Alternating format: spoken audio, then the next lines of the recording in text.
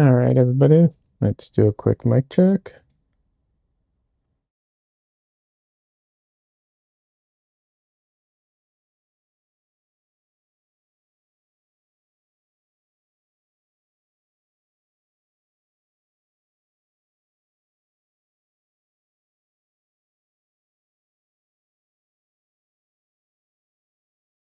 Doesn't appear, doesn't appear so.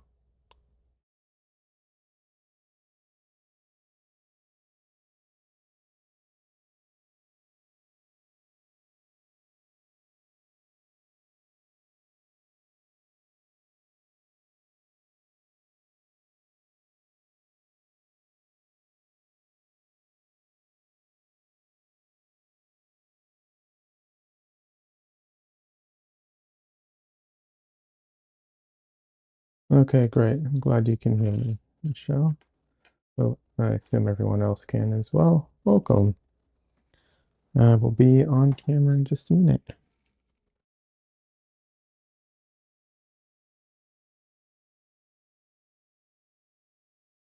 How's everybody doing? Hope everyone's having a good Labor Day weekend.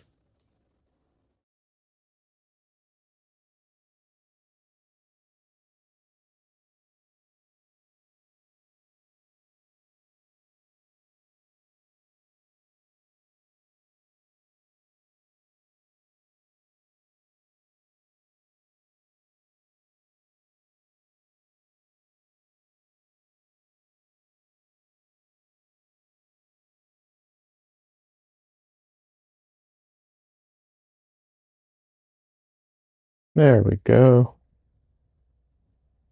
All right. Camera was having some issues, but we got it.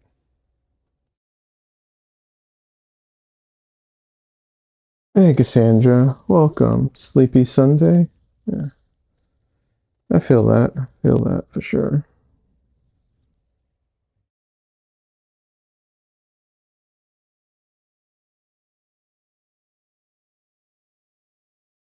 Um,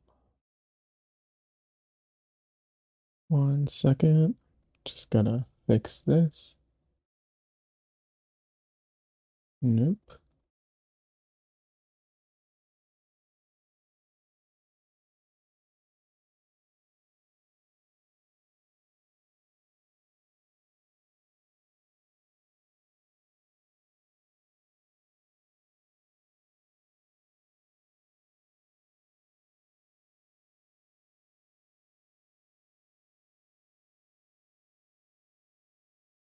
Okay, there we go.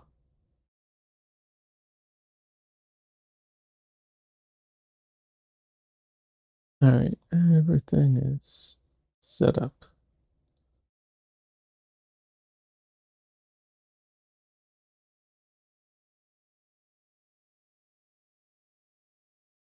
Okay.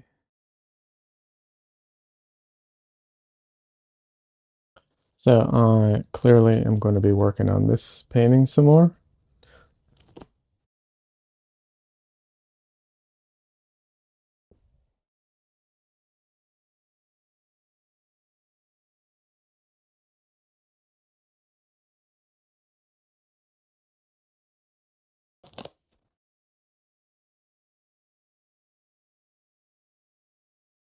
Let me just get my palette and everything out. But yeah, gonna hopefully make some good progress on this today, despite the sleepy nature of the day.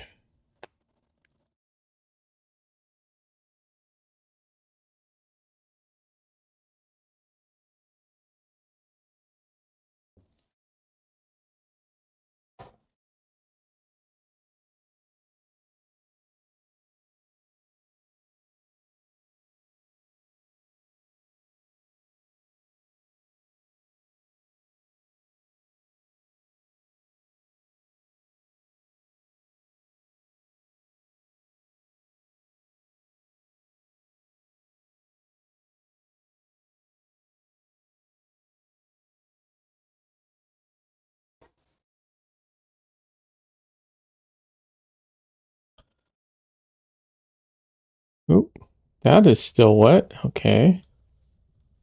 Is everything wet?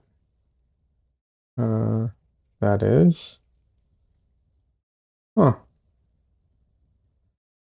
Some of it's dry, but a lot of the painting's wet. Was not expecting that. So all the skin tones look like they're dry. All right.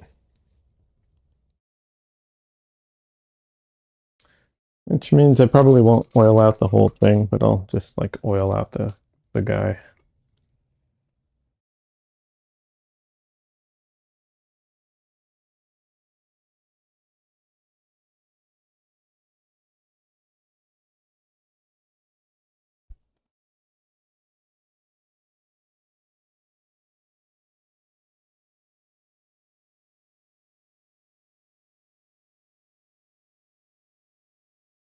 I am honestly surprised that some of it's even wet. I thought all of it would be dry by now.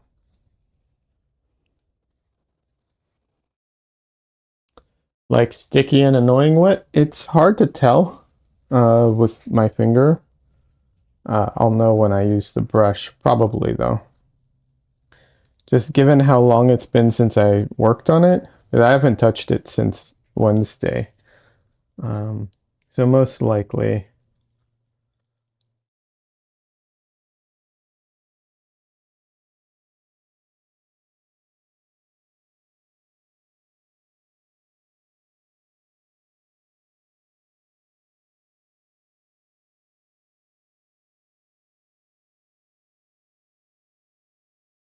after so many days, it's probably at that tacky stage. Yeah. Joy, yeah, it's all right.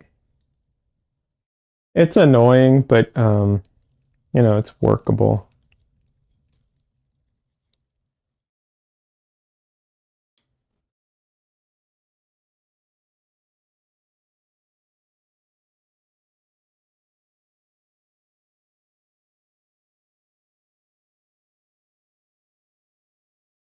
Hey, Dunley, welcome. How you doing?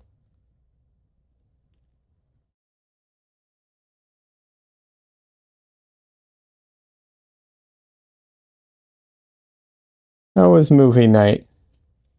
I wasn't able to attend, but hope you all had a good time.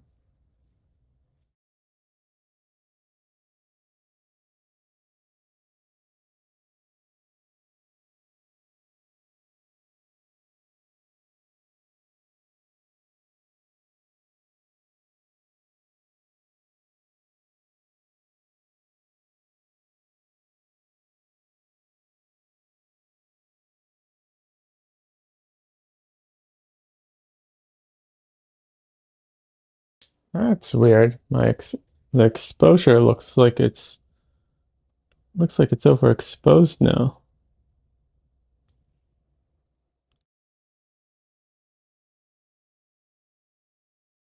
Let me fix that real quick.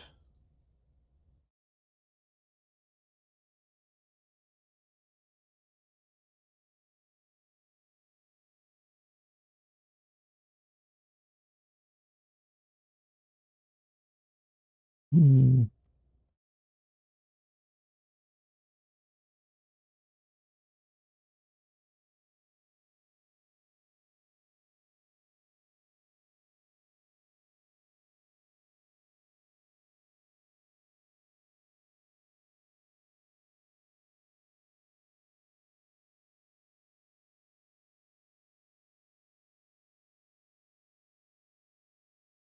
Didn't look like that earlier. I don't know what happened.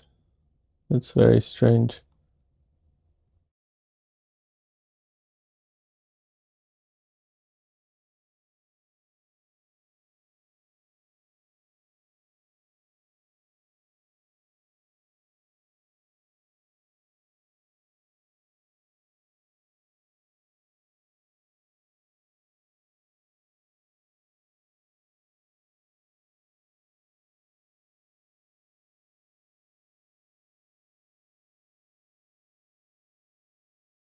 I think that looks good. It's hard to tell, but yeah,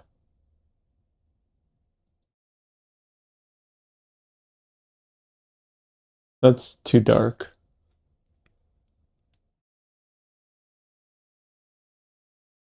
And let's see. I did that. Yeah, no, this is better. Okay, cool. Alrighty. We'll leave it at this.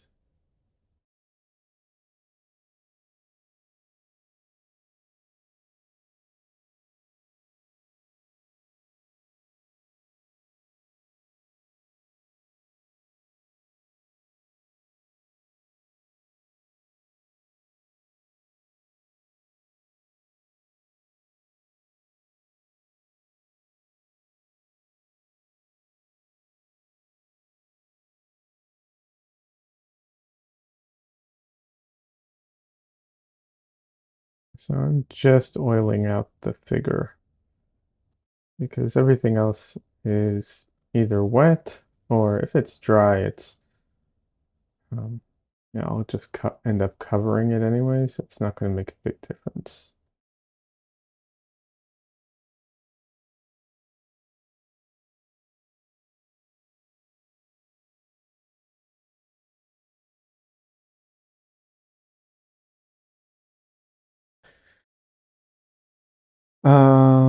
Let's see. Dunley says it looks like the palette needs to be a bit blown out to get the painting right, but the painting is the most important. So yeah, absolutely. It's definitely, hitting the limit and the dynamic range of things. So, you know, oh well. Um, yeah, maybe if I don't know, maybe if my lighting was different or so, who knows?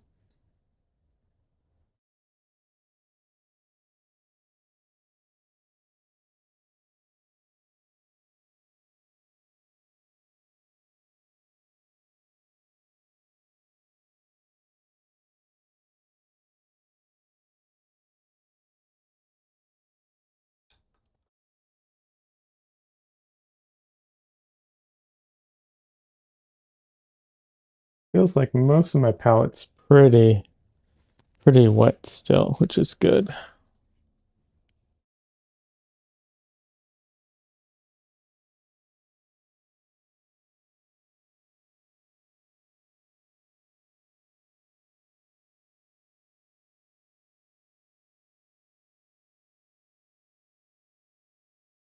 Oh, and Donnelly says movie night was good in a very space scary way. Yeah. You don't want to overdo it with all the scary movies. You want to save some of it for Halloween.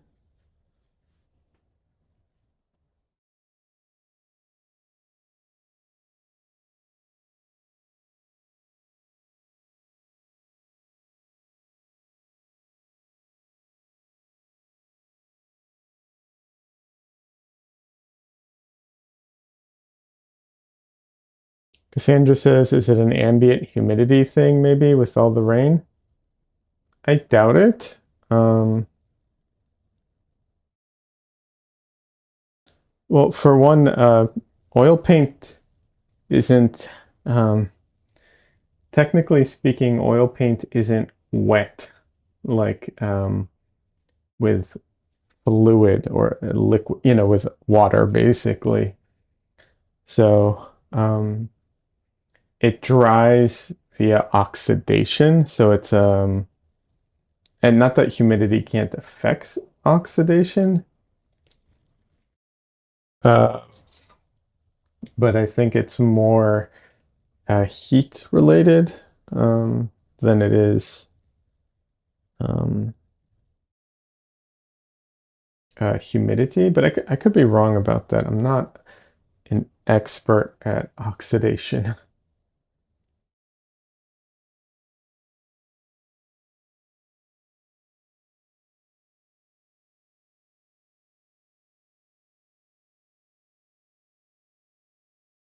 Also, my palette wasn't left out, so it was sealed anyways. So, which makes me, think it's not related.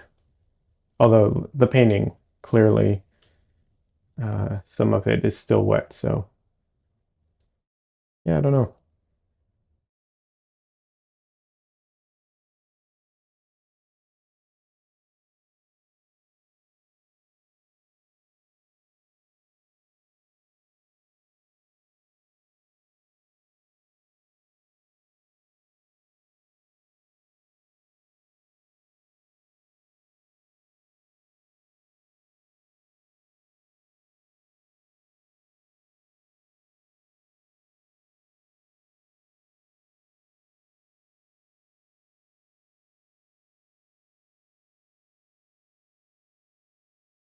Cassandra says, "How was the show?" Uh, oh yeah. So I had, for those who don't know, I had some paintings in a group show that was a one night show that happened at the local art collective. The show was great. A lot of cool art. I met a lot of nice people. Yeah, some really great stuff. None of my pieces sold, which is not unexpected entirely. They were priced a little high for the show, but um, just for the types of people that, or the general price range that that show tends to attract. Um, so, you know, I didn't have any expectations. Generally speaking, I try to not have any expectations either because then I get disappointed. So, you know, but yeah.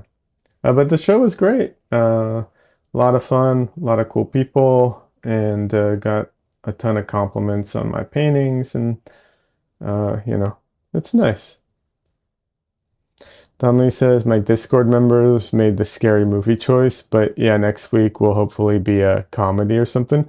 I mean, you're the one who decides on the movie options, so you're the one who can, you know, pause all the scary movies until Halloween.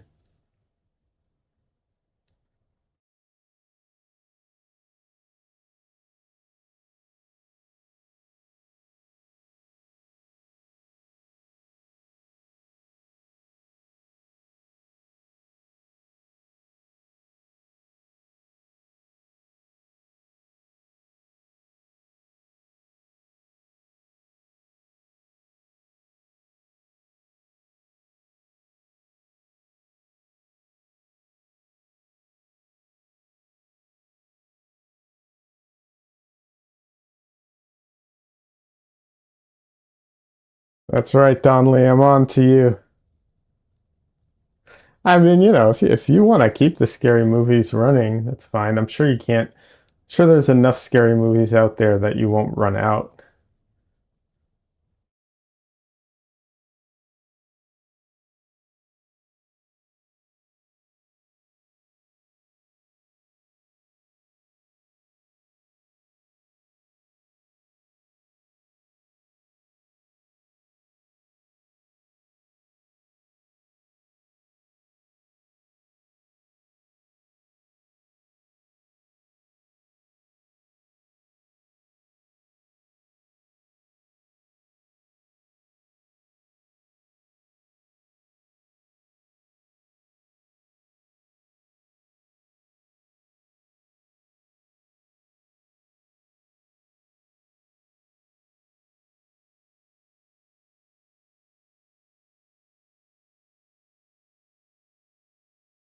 But yeah,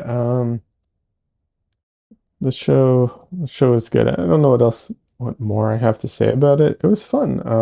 You know, it's always good to hang out with artists and talk and nerd out about art related stuff, you know. Um, yeah.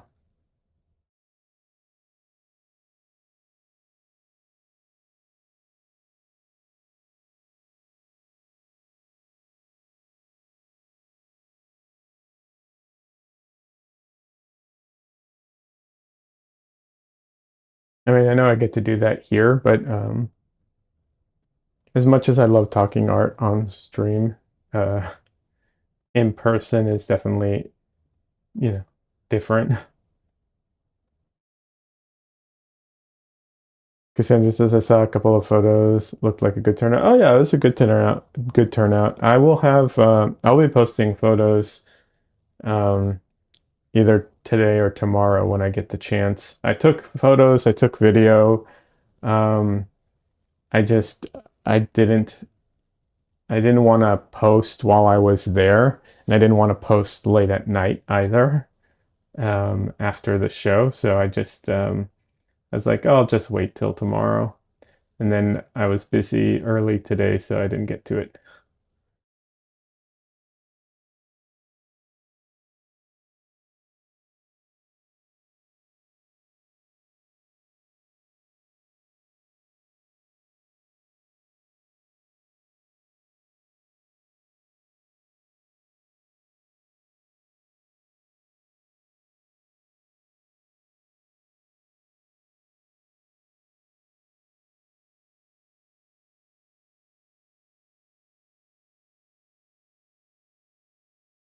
Only asked, did I have to travel for the show?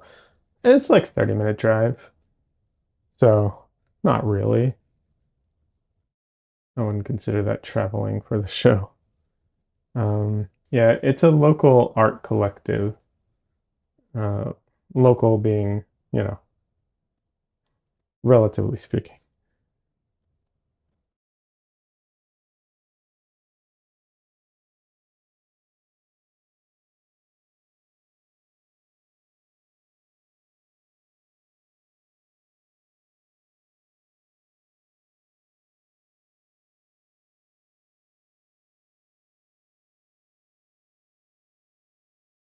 But yeah, um, nice 30 minutes isn't bad at all. Yeah, no, it's not like a, a convention or something that's far away. Yeah, it's a local thing.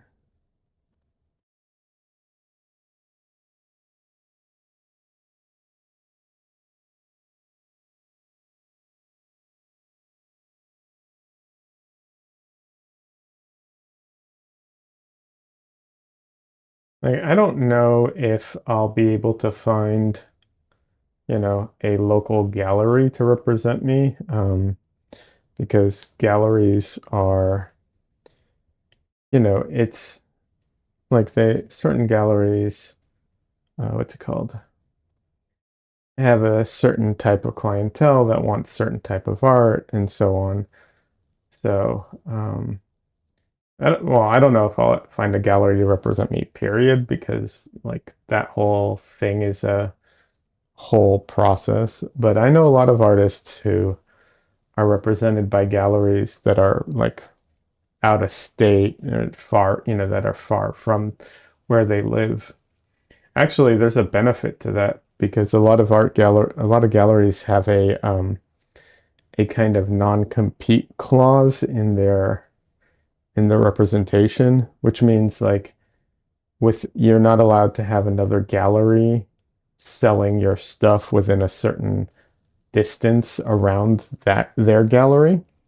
That also applies to you personally. So if you're if you're in a local gallery, a lot of times if you sell a painting on your website or you sell a painting in person at your studio, you still have to give them a cut of the sale, um, because they don't want you they don't want to encourage you to bring people from their gallery to your studio and sell to them directly and cut them out of the process.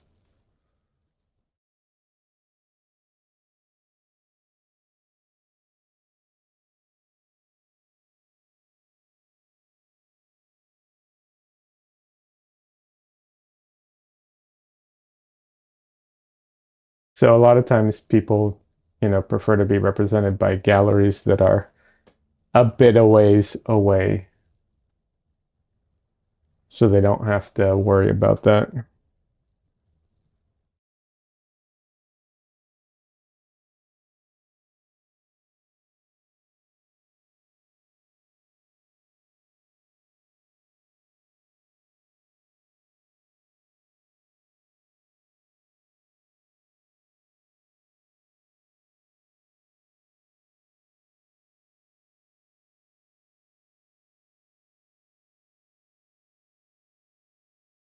Only says, yeah, I've heard some negative about galleries. The distance thing is interesting. Strat. Yeah. I've heard negative things about galleries. I've also heard a ton of positives. I think it really, I think there's a lot of variables to that will like decide what the experience is like with a gallery. Um, you know,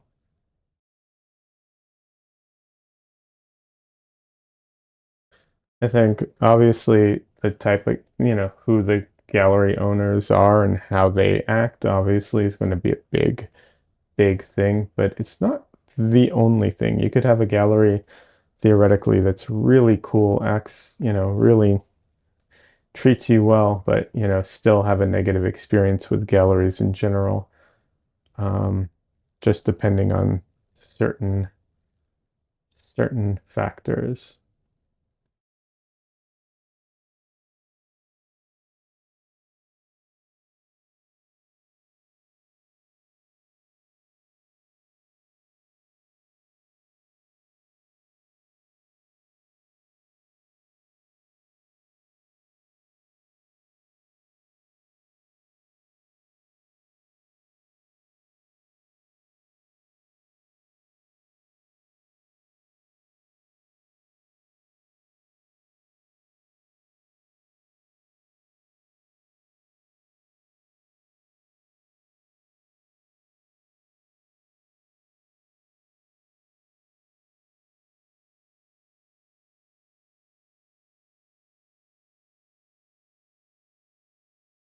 I will say that one thing about galleries that kind of irks me, I can't help it, the 50% thing just, it doesn't like, I know they have overhead and everything, but 50% just seems very, very high to me. Um, there, it's not that there's no scenarios where I could imagine that being worth it, but it's very high.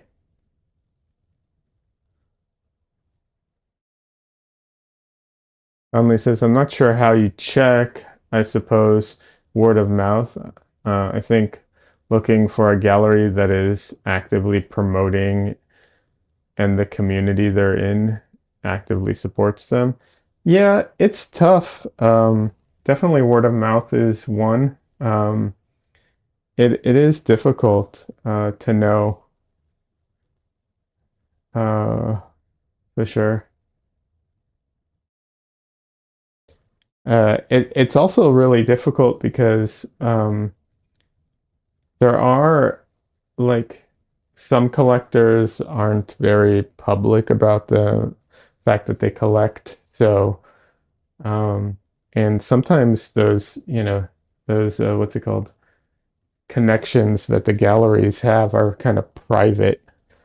That's another thing I don't like about a lot of galleries. They do this thing where it's like they guard who buys the art, so you can't, as the artist, you don't know who's actually buying your art.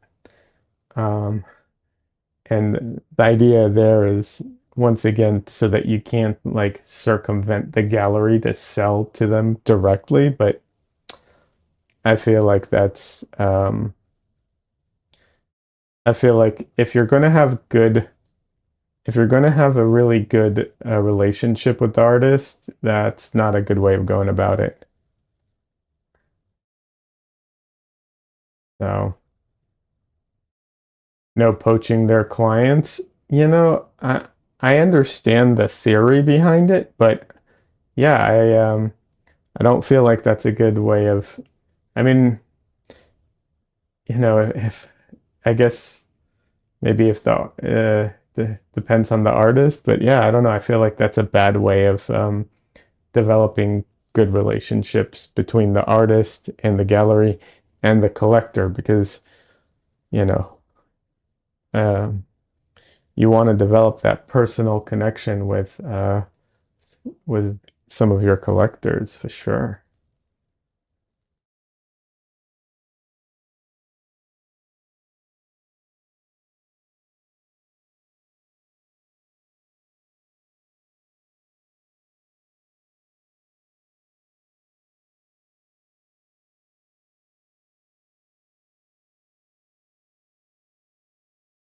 Yeah, I'm still annoyed that I can't.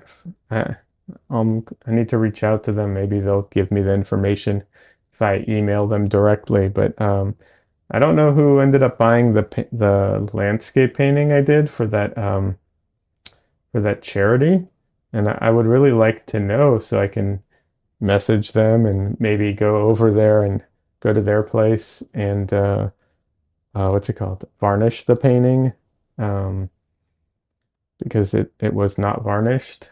Um, but if they're not going to give me that information, I'm not going to be able to do any of that. hopefully I can. Like I said, I need to email them. I the contact that I did have did not give me the proper information, so I need to go above whoever that was and so on.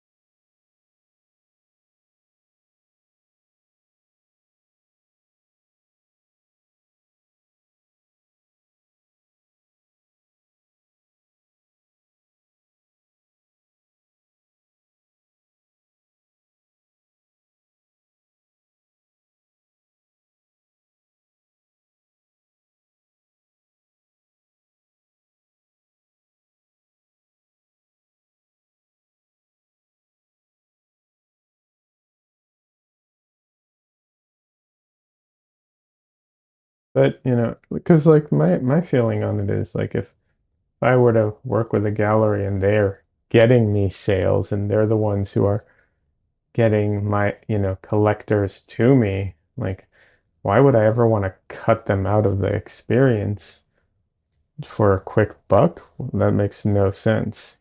So, hey Mark, welcome. How you doing? Mark's over in YouTube chat. How's it going?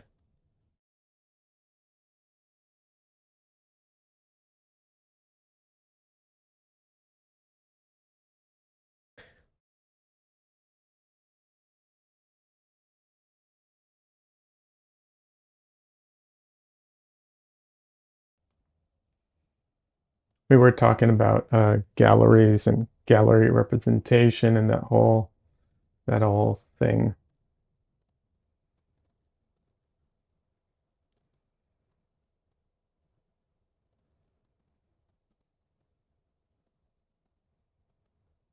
I'm good, thanks. You? I'm doing all right. I was I had my art. I had the three paintings in a local group show um, last night, which was fun.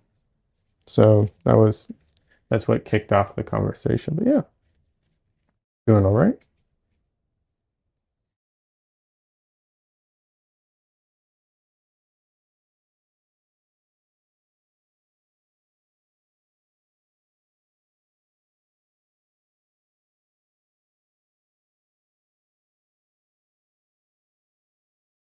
And I was talking about the group show. It was a lot of fun. The people there were really nice. A lot of cool art.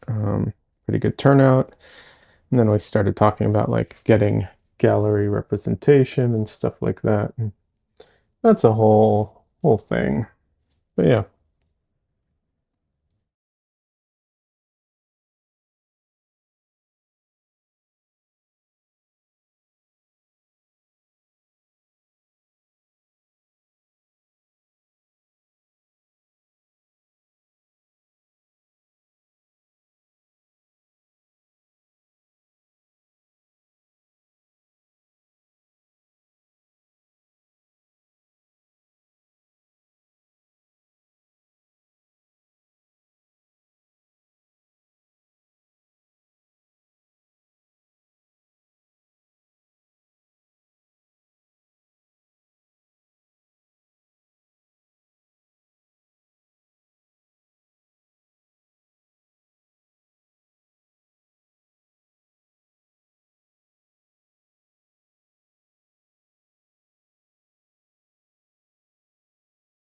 also trying to paint foliage, which, I'm never going to claim to be the best painter when it comes to foliage. I mean, admittedly, right now, I'm not entirely trying to paint it accurately. I'm mostly getting like the general shapes and color in, and then I might go in and detail some of it. um, yeah, I'm trying to figure out ways of abstracting things I don't like to paint, if I'm being honest. Don't get me wrong. If I feel I have to paint something, like if I feel like not painting it is a negative, I will paint it. I'm not that lazy, but if I can, I will abstract things first, uh, rather than paint them if I don't like painting them. Like I said, if I think it's negatively impacting the painting, I will make the effort.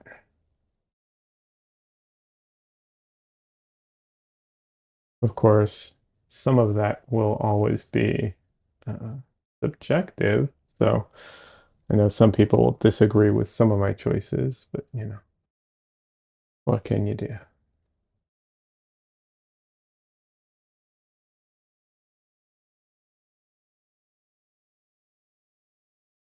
So this is a guy in a gown. Um, it's not a gown. It's, I think, technically like a long skirt that has like what's the word I'm looking for? Like it's like that thin material that's like semi-transparent, but when there's enough of it, you can't see through it. I don't know what it's called.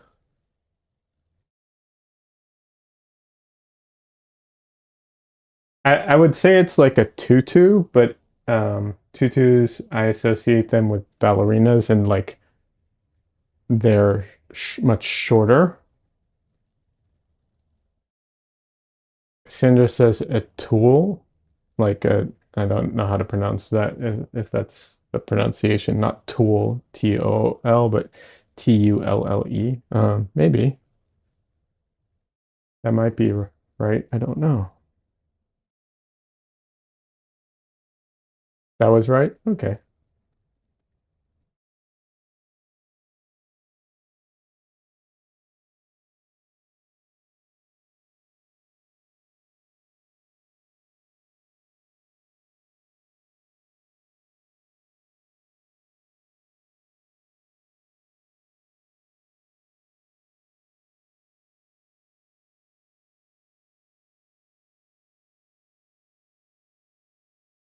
So yeah, I think that's what it is.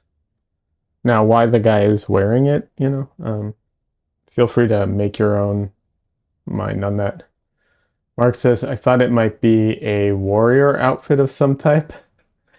Uh, no, it doesn't seem like a warrior outfit. Uh, you know, at the moment I could see it being unclear.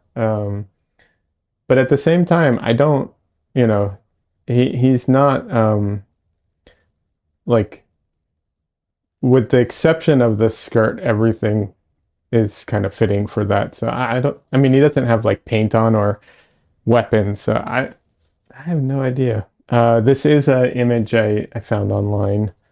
Um, I'd love to do more photo shoots, but it, doing your own photo shoots is difficult sometimes. So, I do rely on internet images often. And I try to be cautious with the images I find online. I try really hard to make sure that the images I grab um, are not, well, I should say that it's not that they're not copyrighted, they're just the copyright is open so that I can use them. Um, you know, you can always ask people. That's always but um, that would mean I have to contact strangers and get their permission.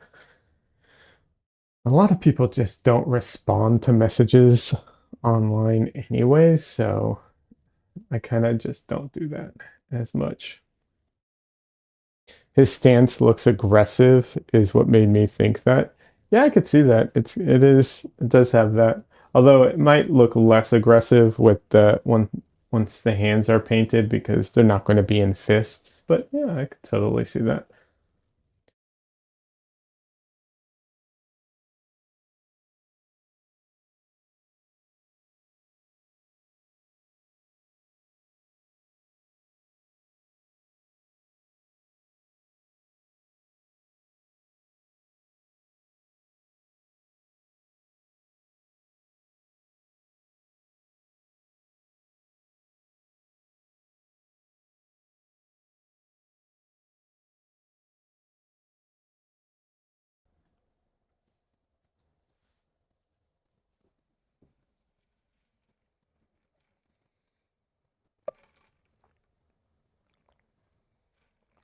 Um, Painting warriors, like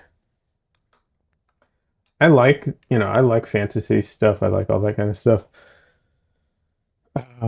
So I'm not opposed to it, but I also um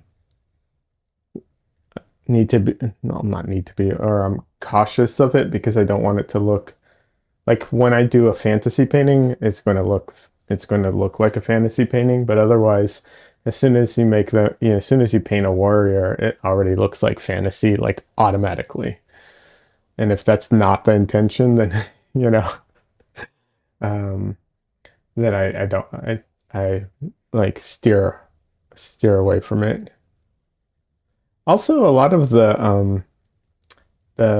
references I've found online for like fantasy paintings or warriors and stuff like that. I found a lot that are like in those like reference image packs, but they don't have a background in those. It's just like the figure, and so you have to compile it. Um, or what was I thinking? Or it's already so like the image is already so well done and edited and everything that there's not a lot of space to move with it. Sandra says, or the lighting is kind of boring and not made for portraiture. That too, yeah.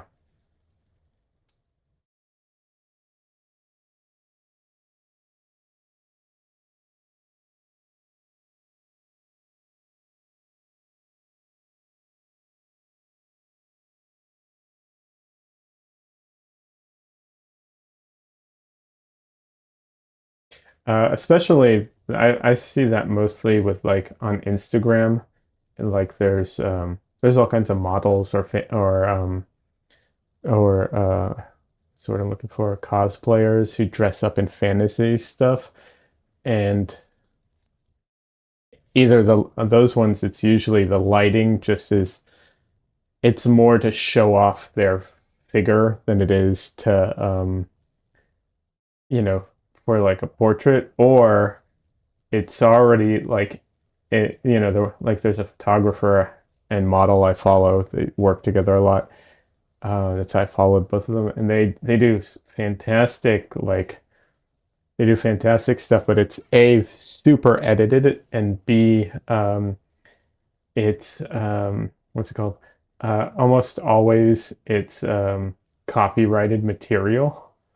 They do a lot of like fan stuff, and so there's nothing for me to do there, kind of thing.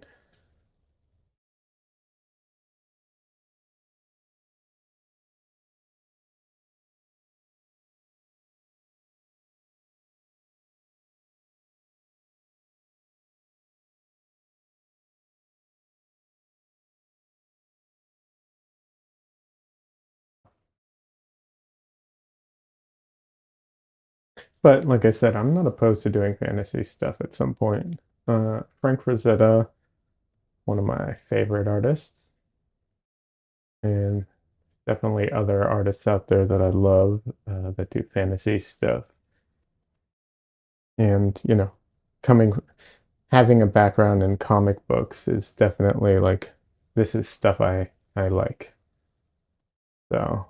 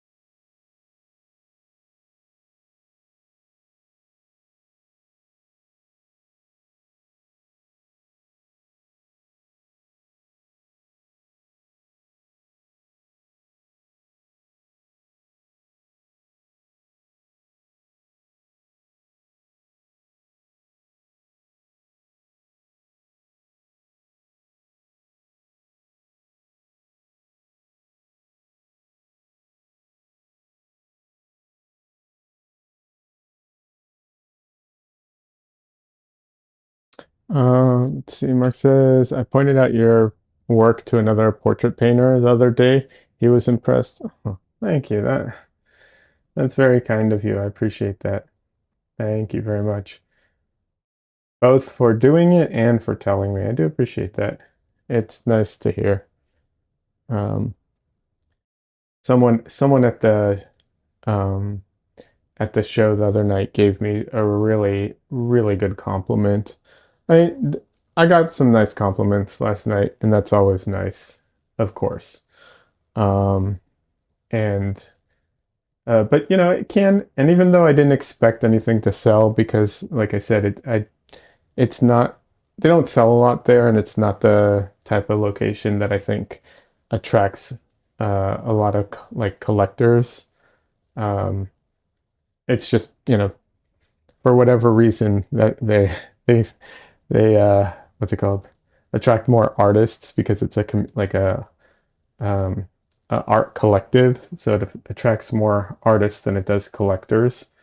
Um, so it can be disheartening when you don't sell, even if you're even if you're not expecting it, it can still whatever.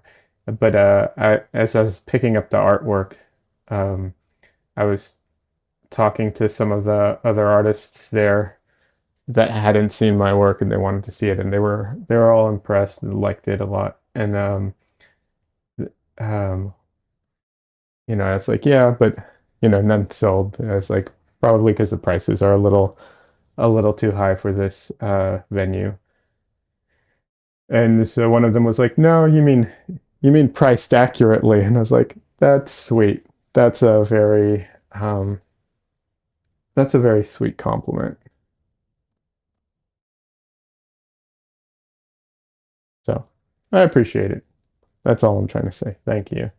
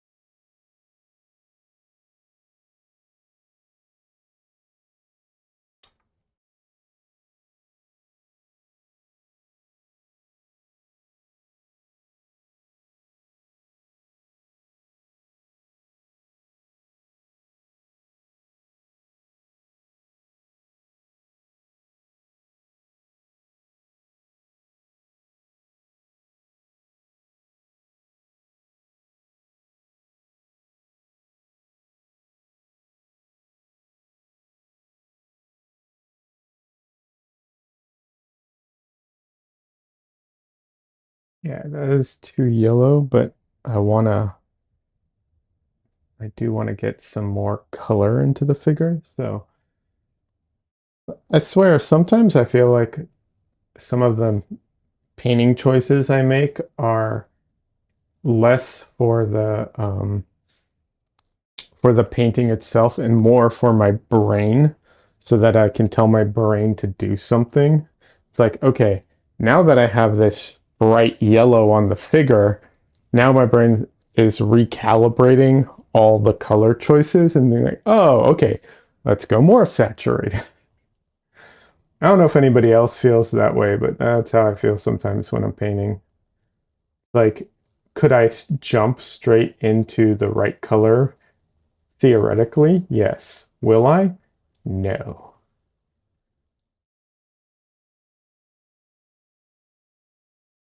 And I try to, um,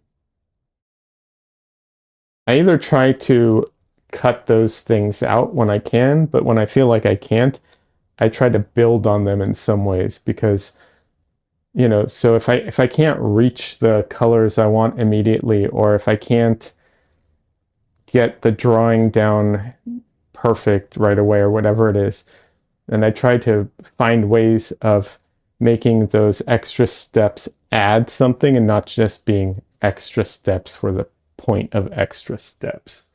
Like, I try to keep some of the messiness and some of the stuff that comes out of the brayer in the painting. I covered most of it up this time, but I'll probably break out the brayer again for this painting at some point to try and get some of that back in. So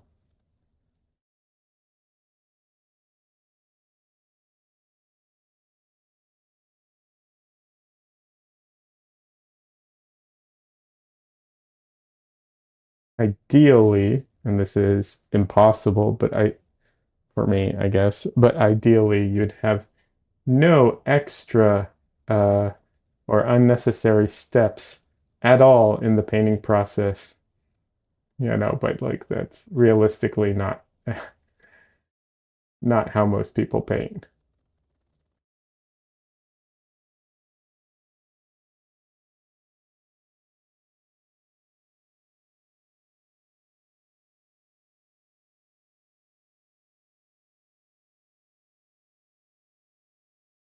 Especially on paintings where you're pushing yourself and trying to find things, it's even harder.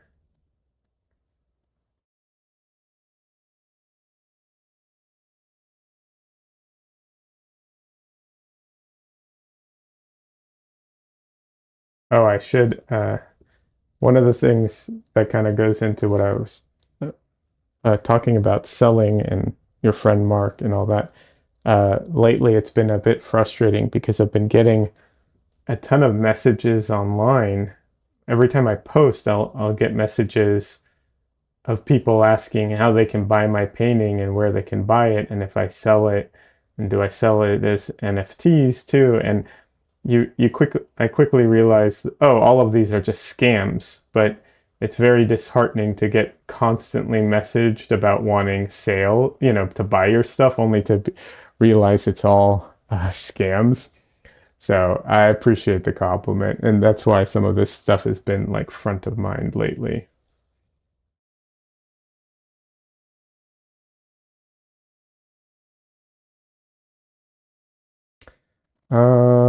Cassandra says, yeah, I've had videos about tiling come up on my YouTube feed.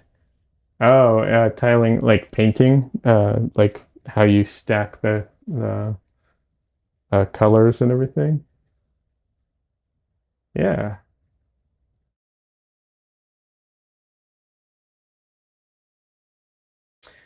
yeah, absolutely. Um, there's a painter I've mentioned before. I think he goes by Mike Gouache on um on Instagram. I think, but I'm so bad with names that maybe I'm getting that wrong. But he's a fantastic painter, just absolutely fantastic painter. Um, he does a lot of landscapes in gouache. Um, but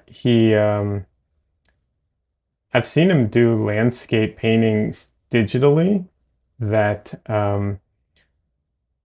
are all like the whole painting's done with a single square brush that has a hard edge. And he did the whole painting that way. And yes, if you look at it, of course you can see that that's how it was done. He's not hiding it, right? I totally put this in the wrong place. I wasn't paying attention to what I was doing and just put it in the wrong place. It's not like he's hiding it, although in theory you could. But but the whole painting does not look like it suffers from that fact. It doesn't look like, oh, well, he did the best he could. No, it just looks like a great painting done in that style. And because he tiles everything, it just looks phenomenal, it just looks phenomenal.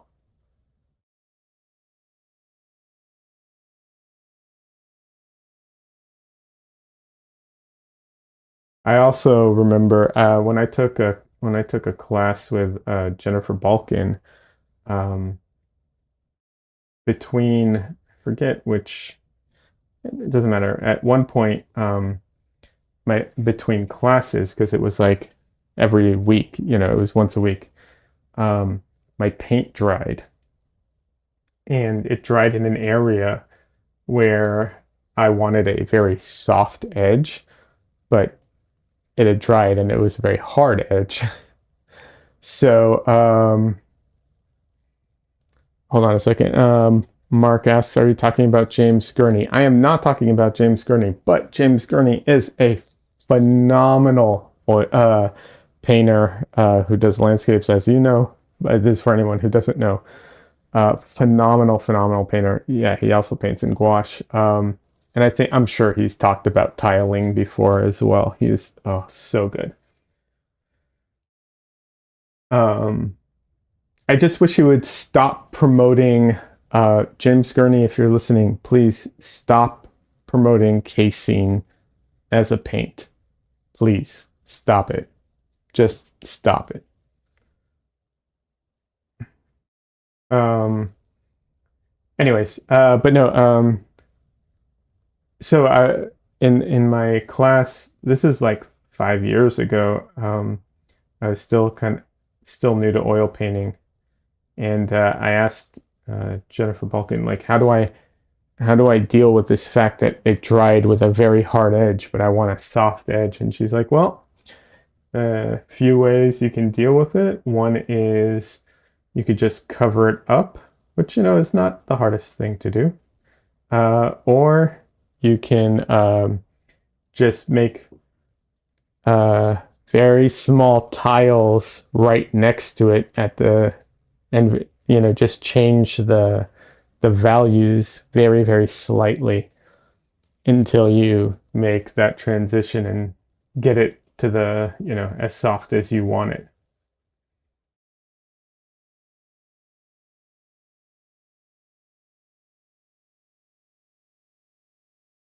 So that's why I was talking about, because of the tiling. Because yeah, you can do that too. So you can make soft edges with tiling, or at least the appearance of a soft edge with tiling at a distance. If you get right up on things, you'll see it. But personally, I think that's a benefit because I like paintings that look, you know, one way and then look another way when you're very close to them.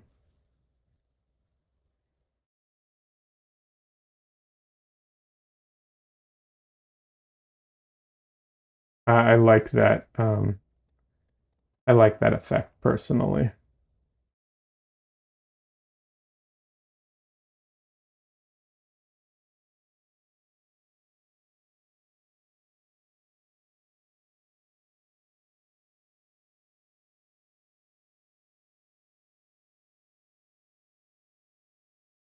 And this head is small.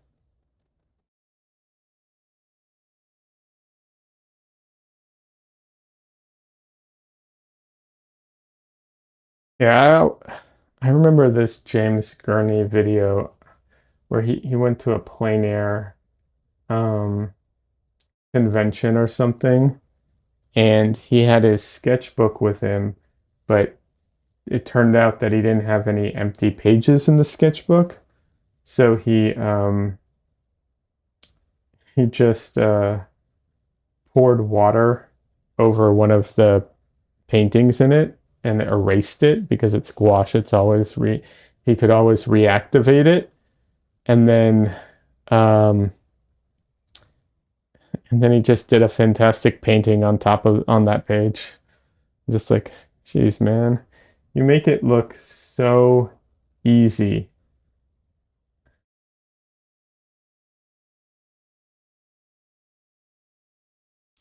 Mark is asking, what is it about casein paint that you don't like? My main point of contention with casein is that it's a milk byproduct. So casein is milk. It's a milk product, and so it's an animal product. That's my main contention with it. However, I've also heard, first of all, not a lot of there are very few manufacturers that make it, um, and I've heard it stinks, like spoiled milk. Not when it's dry, when it's wet.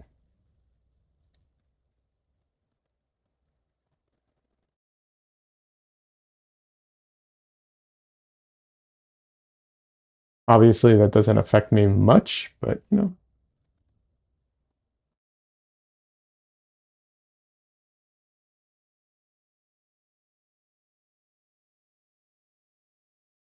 I feel like there's enough alternatives out there that it's just unnecessary at this point. But look, if he likes it, he likes it. What am I going to say?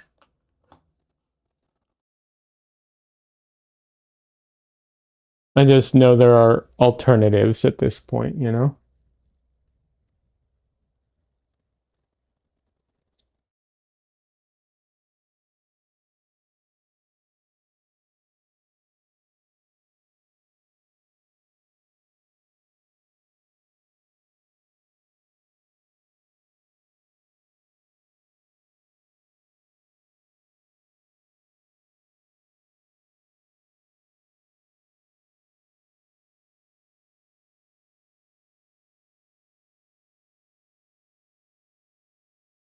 The property about casein that is good compared to gouache is that it is permanent.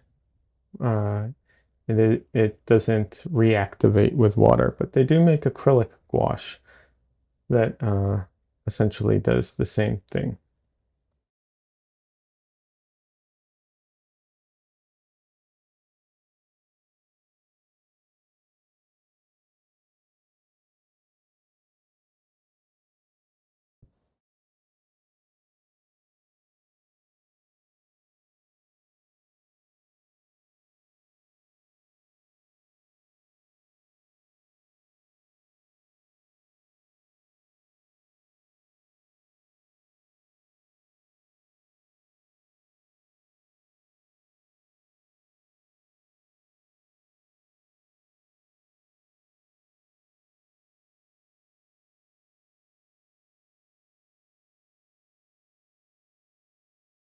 I also like I don't paint. Basically, I try not to paint with anything that's like an animal product of any kind. It might be excessive. It might be, you know, I don't harp on people too much for using you know, products like that. Most of them, I think, you know, ultimately like casein, I'm sure there's plenty of milk byproduct left over. It's not a big deal, but you know, Mark says, yeah, I suppose every paint type has some issues, except watercolor maybe. Acrylics can be bad because the plastics in them. Oils can be toxic. So oils are, it depends on what is put in them. But that also applies to watercolors. I don't know if you're aware of this, but there are some watercolor manufacturers that make watercolors with toxic pigments, which to me seems extremely dangerous. But uh, because the reason I say I think that's extremely dangerous is because have to they have to grind the pigment much smaller, and then the binder gum arabic isn't as encasing as like acrylics or oils are, right? It's a more open binder. So to me, I feel like there can be problems with it depending on what pigments are used, right? But yeah. Um, Also, the misconception that I've told this story before, but the misconception that watercolors aren't toxic because they're made with water can lead people to not take them seriously. I I had a fellow student in my art classes, and in order to get her watercolor brushes, to have a sharp point, because they're round brushes, and she wanted them to come to a real long, sharp point. She would rinse them off, and I do mean rinse. I'm not saying like wash with soap. I mean rinse them off in the, in a jar or whatever, and then she'd stick it in her mouth and pull it out because her saliva would help it, keep its shape better. Um, you know, just because it's not like super toxic doesn't mean it's edible, is I guess what I'm kind of getting at there. So, yeah. All this stuff, none of this stuff is, super like good for you. But like I said, I think casein, even even ivory black, which ivory black is also known as bone black now, it's made from charred bones. The reality is, that's there probably there's probably excess of all this stuff, so it's probably not an issue. But I will say brushes, um, that there isn't an excess of brush hairs, so when you get natural brushes, the animals, uh, you know, don't make it. So I do think synthetic brushes are the way to go. I'm more passionate about synthetic brushes over casein or um, ivory black. And also I think there are fantastic synthetic brushes now. I do. I think they're you know uh, they're so good now that it's not worth the difference is not that noticeable. It's not worth it. That's my personal opinion.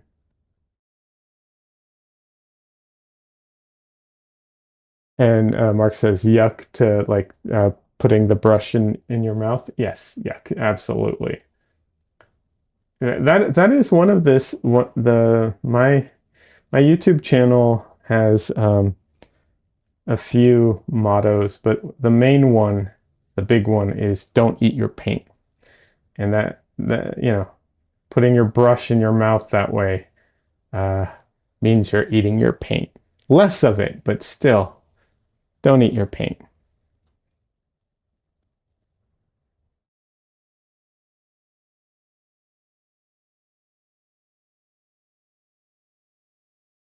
That's one of the reasons I also don't like what's it called?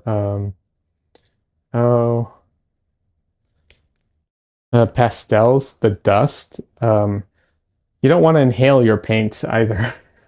I'm just like, this seems super toxic to me. I don't know that this is healthy.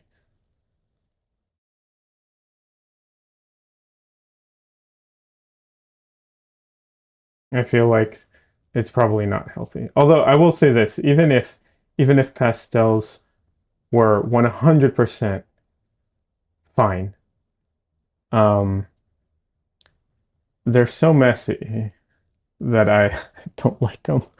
I don't like pastels because of just how messy they are. I don't like it getting on my hands. I don't like the dust. It just all that stuff drives me nuts.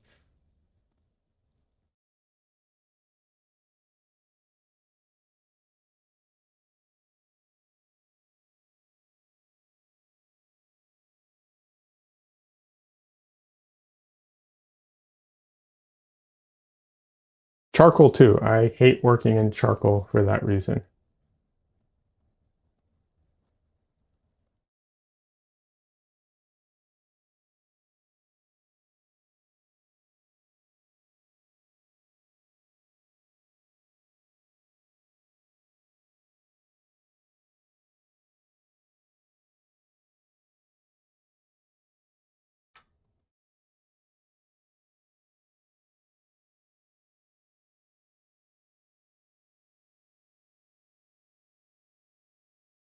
So I bought this palette knife a while ago. It's a Creative Mark palette knife. The reason I bought it is because it's small. I wanted a small edge palette knife. Unfortunately, this one, well, unfortunately, this one is very stiff.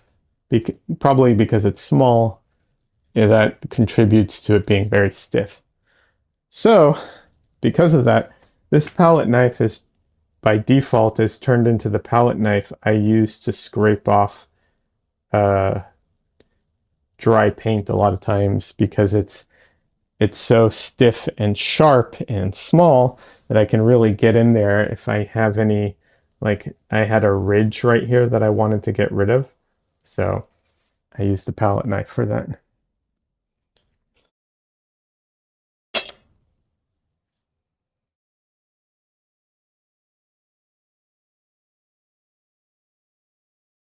Okay, I need to do a couple stretches. I didn't realize how long it had been.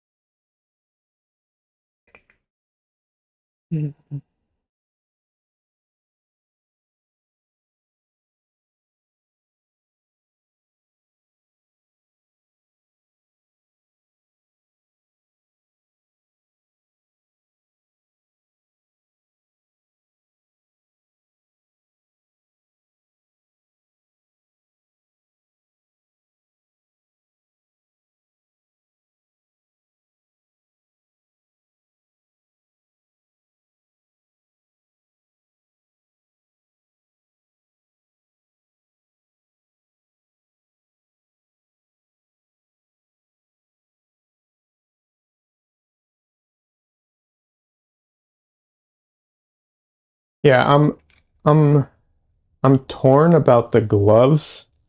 There's aspects of the gloves of that I really like, and there's aspects about wearing the gloves that I absolutely hate. So I do like it that I don't get paint on my hands.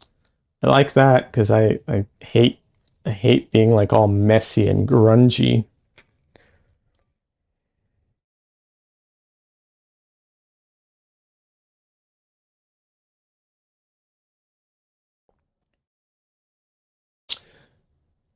Cassandra says, "Pro, you get to pretend to be a doctor. Con, sweaty." Yeah, yeah. I like to. I do walk up to Michelle and I'm like, I do the snap type of thing. She hates it. It's funny. Um, yes, sweaty. Yes, absolutely.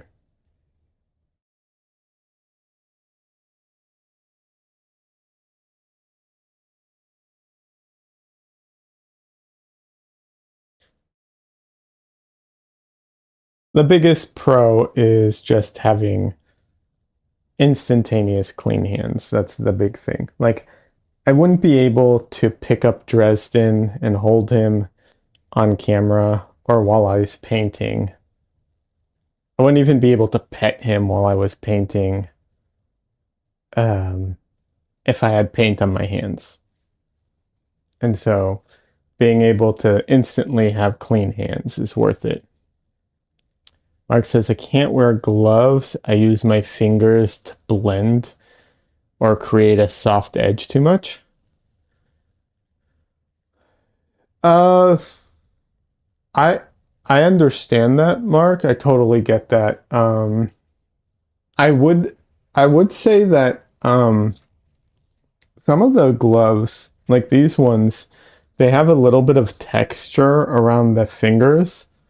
It might work for you regardless, you know. Mark says I've left the house with paint on my cheek though. Yeah, yeah. I the thing I'm more worried about is less like my cheek and more hands because oil paint stays wet. For those who haven't thought about it, um, I don't mind. So I don't mind having paint on me. Like oh no, I look like I have paint on me. That doesn't matter to me at all. It's more the issue that because oil paint stays wet, it gets everywhere. If you get acrylics on your hand and it dries almost instantly, then you have dried paint on your hands. Whatever, right? Like who cares? I don't care under normal circumstances, but it's the wet paint that will get everywhere, and it is shocking how far a little paint can go. And some colors are way more staining and obvious than others. So yeah. And I know that a lot of you already know this. This is for, the people who don't, obviously. Because the ones who do, I don't have to tell you. You know.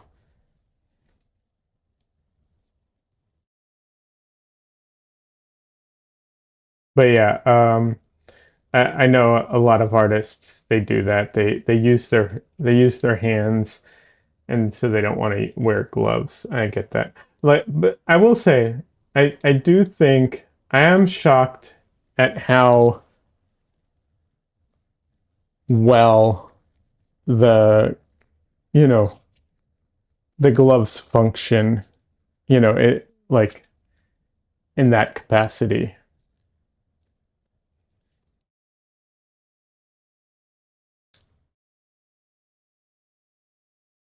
Don Lee is making fun of me.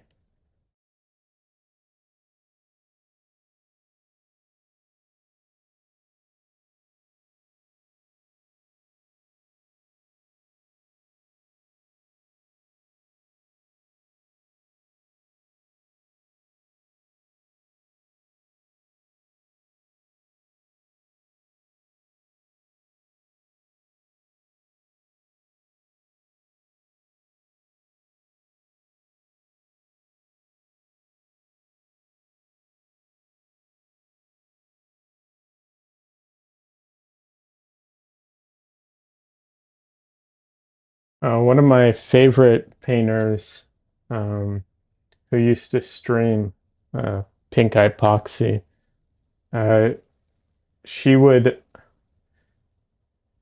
almost every stream, uh, without without fail, almost every stream, she would get paint on her face somehow. It was remarkable. Um, she, I mean, yes, I don't know. Donnelly says never, almost. That's my version of Pinky's shocked face. Yeah. At least that's what the emote was called. Oh, I got it. Yeah, yeah. Yeah, Pinky, oh, not only would she get paint on herself, but like I I've never seen someone with so much paint on their paint tubes, like to the point where you couldn't even see the name of the colors or the brand or anything. I'm just like, how do you get so much paint on the tube? And okay, if it was one tube, sure, whatever. Like, so, I've had a tube burst on me. Not my fault. Like it just, um, it happened. Okay, fine. But so many of her paint tube, I don't know how she did it.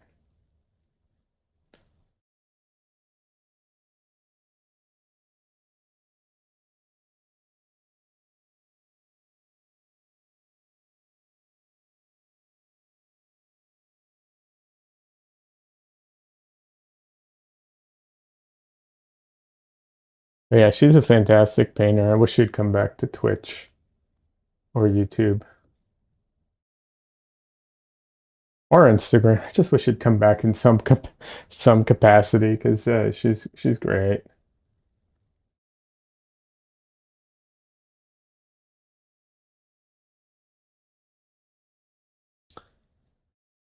Sandra says, "Yeah, some folks can really make a mess." I know it's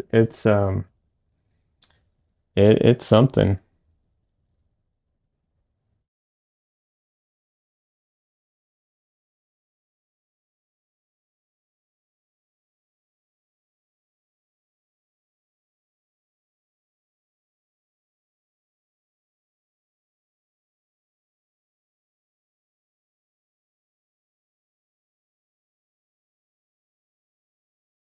Sandra says, "And pride themselves on their messes." LOL. Yeah, that's true. Mark says, "I'm kind of like that too." Yeah, you mean like messy? Yeah. Um, it's definitely just a like everyone's different type of thing ultimately. Um, you know. Don't get me wrong, I am not a organized or clean person. Like my room's a disaster. But my paint, oh no, I will not get paint everywhere. Like I can show you all. This is messy for me right now. See this tube right here? You see the paint here, and there's some paint on top of it because this tube, there's some here on the lid because when I opened it, like it came out and like leaked out, and there's nothing I could do about it. So this is a messy tube. Same thing with this one. M-Gram tends to do that. So there's some paint, on the edges, um, and so on. This M-Gram tends to be messy. So that's a messy tube for me, right?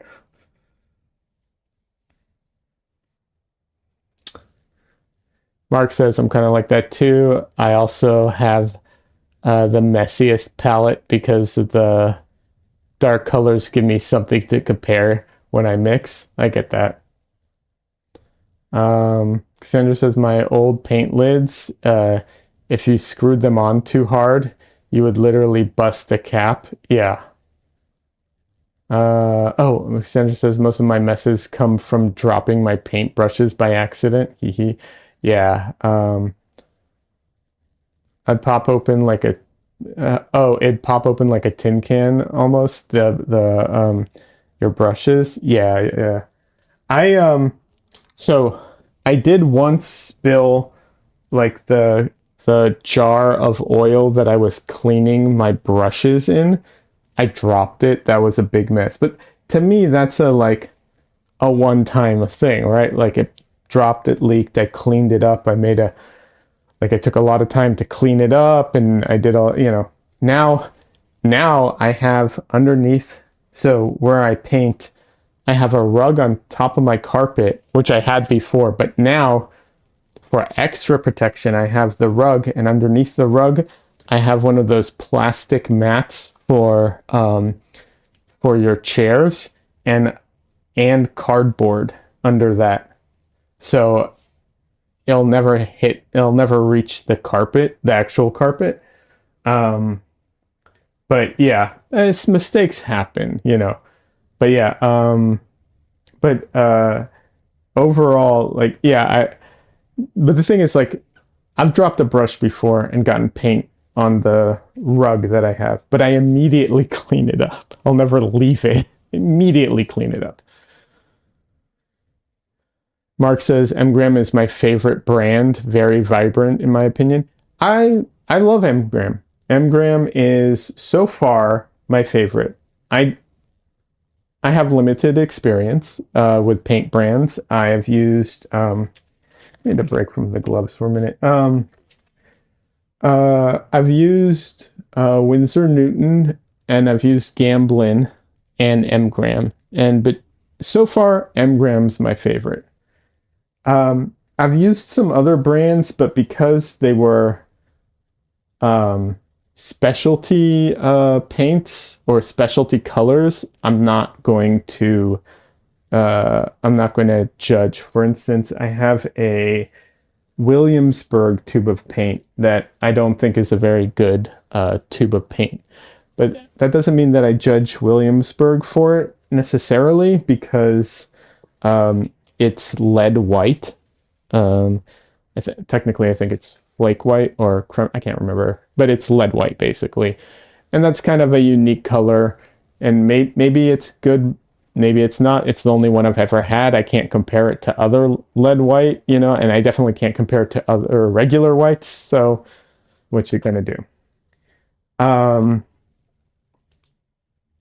One thing I don't like about Mgram that bothers me is their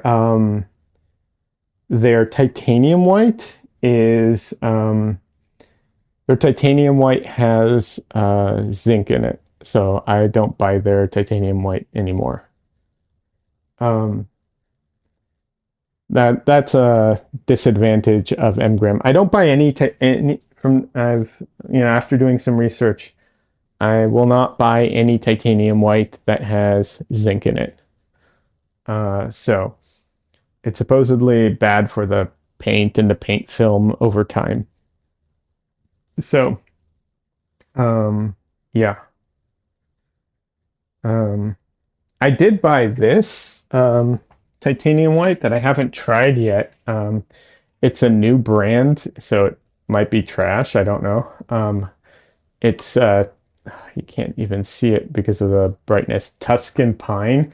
It's the new Jerry's Artorama brand. It's like their new brand that they launched themselves. Um, I don't know if it's good. The price was good. It's only titanium white, no zinc, and it's in safflower oil. So we'll see. I haven't opened it yet, clearly, because I don't. I'm I'm all stocked up right now, but I bought it. I'll be trying it out. We'll see. I do like M. I do like how soft Mgram paints are. They're very. The consistency of them is phenomenal. Most of the other paints I have are a little on the stiffer side, and I don't like it.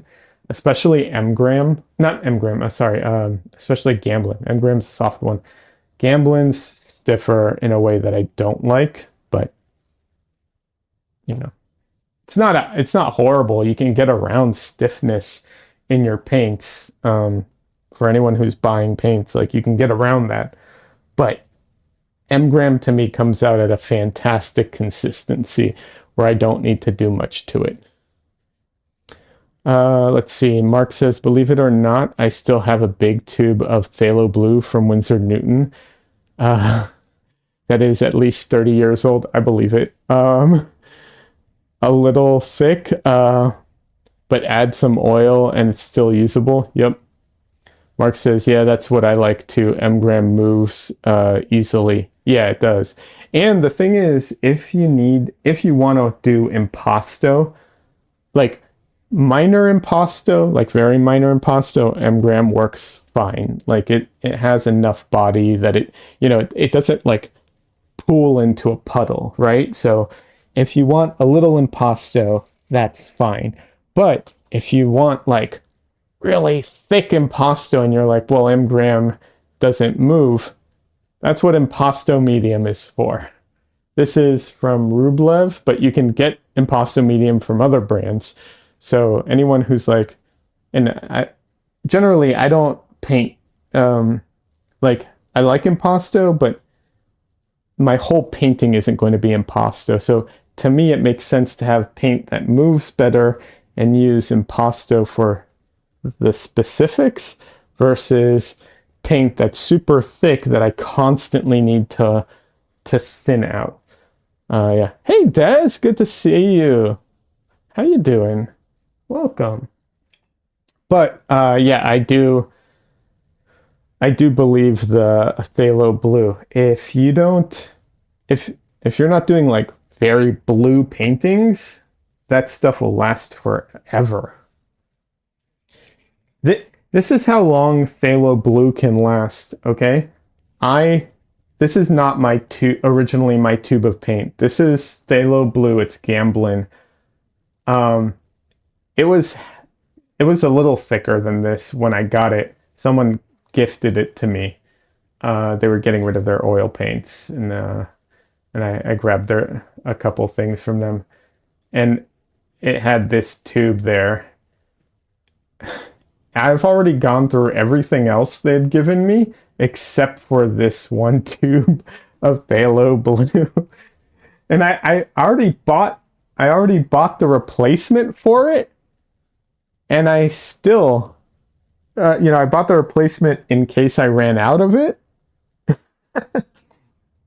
and I haven't even used the like I don't need the replacement yet because I'm still working through that. Half the time, my phthalo dries on the palette before I use all of it, and I put out like tiny little dabs. It's such a strong color.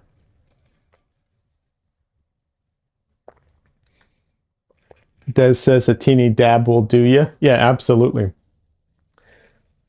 Unless you start painting with a lot of blue or mixing a lot of greens. I was surprised how fast I went through the blue when I laid this painting out because I normally don't mix that much. So yeah.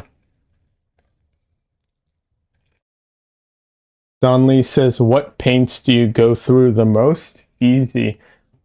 Um, number one, white. Number two, yellow. I go through those two the fastest.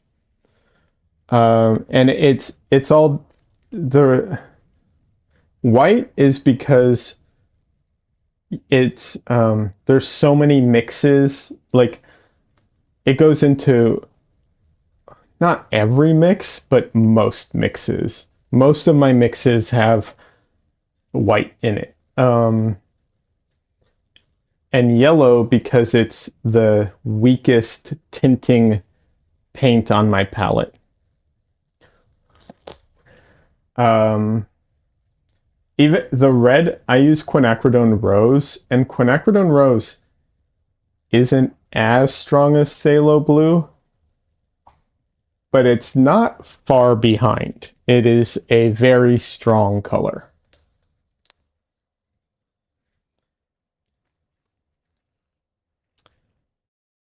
Des says, I gravitate to ultramarine blue or French ultramarine, so my phthalo blue will last forever. Okay, that makes sense. Ultramarine blue, I don't know what the difference between French and regular is. It could be brand related, I don't know.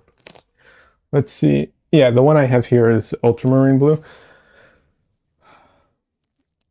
My feeling on ultramarine blue, because I used ultramarine blue for years and years, and when I first learned to paint, that was the blue you learned that I learned with, like that everybody learned with. 1 second.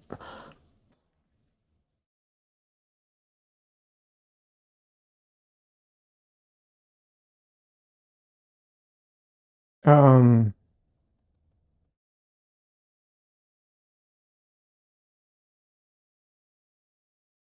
Mark says it's a snobby accent. That's funny.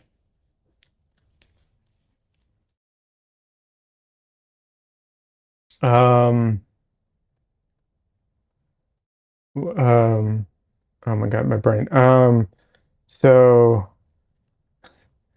everyone learned with ultramarine blue. It's a great paint. It's easy to work with,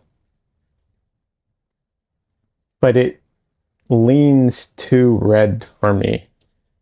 And so you can never get those turquoise colors. You can never get like those cerulean blues. You can never get that, any of those like greenish blues out of it. Um, but you don't always need, right? Like it's definitely not something that you need all the time. And phthalo is not easy to work with. So it makes sense that ultramarine blue is like the go-to blue. Um, I built my palette out to be so minimal that I couldn't use ultramarine blue in my palette because of how minimal it is.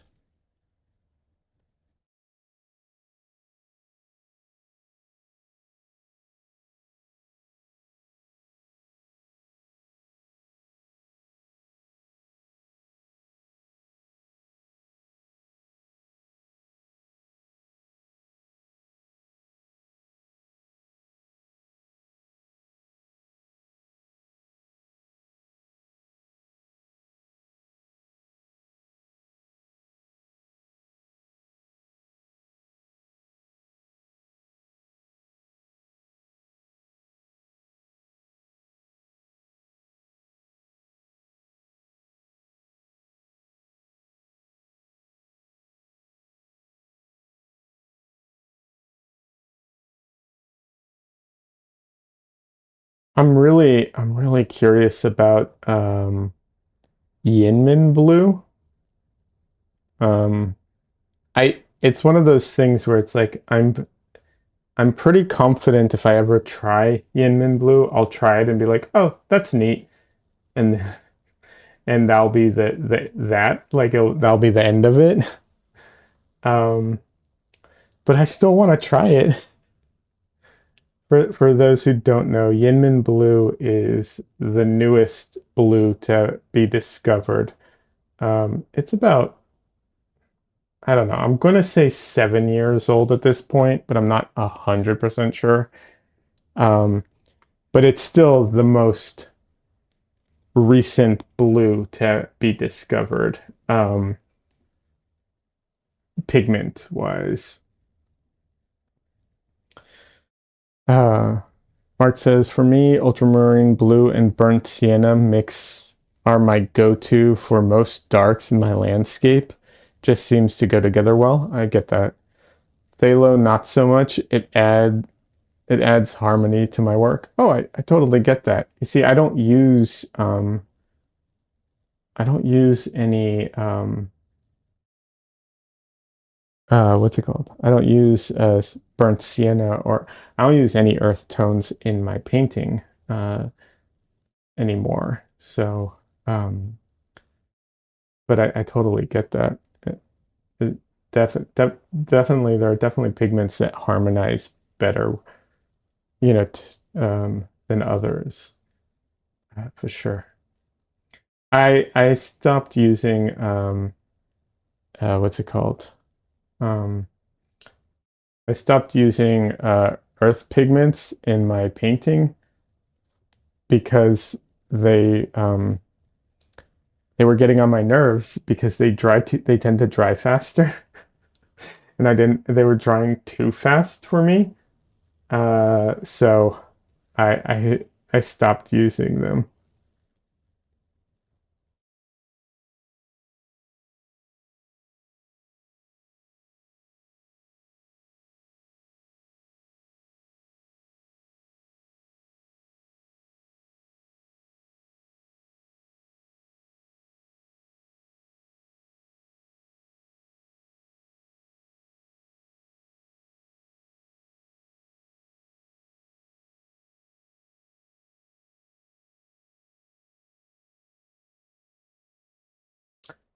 Mark, have you what do you use black in your painting?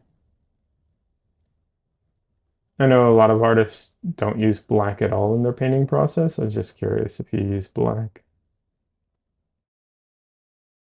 Burnt umber definitely dries fast. Yeah, it does. I got I was so frustrated with it because it would dry on my palette. The thing that killed me about it, it would dry on my palette. Even when my palette was sealed up and everything, and I was just like, okay, I just just frustrated beyond anything now. I don't want to use this color anymore.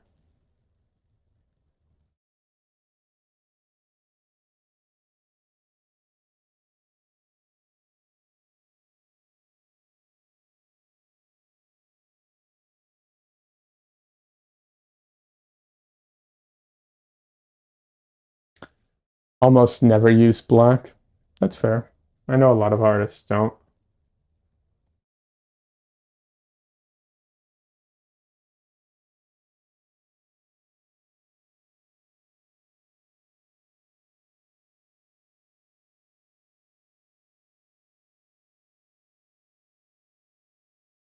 I used to use I used to mix my own black and then I bought oh what is it? Um Chromatic black. I bought that from Gamblin and it's a good black but it's very transparent which can be good but also can be a negative. Um and then oh, what's it called? Um and then I discovered Mars black and that's my go-to black now. Um Although I haven't, I've said this before, I haven't tried every brand out there, or rather, I've only tried one, which is M. I've heard that other Mars Black from other brands kind of suck, but I haven't tried them, so I don't know.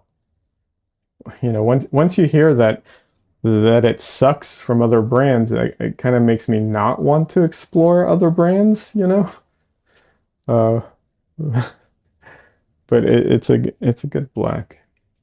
It's a very strong black too, which is why I like it because all my pigments are so strong it can hold its own.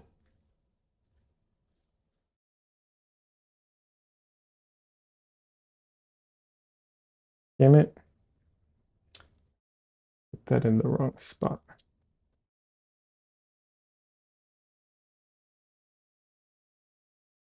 I really need a mall stick for this stuff. I'm standing a little too far away, so sometimes for the very refined details, my hand, uh, you know, isn't the most steady.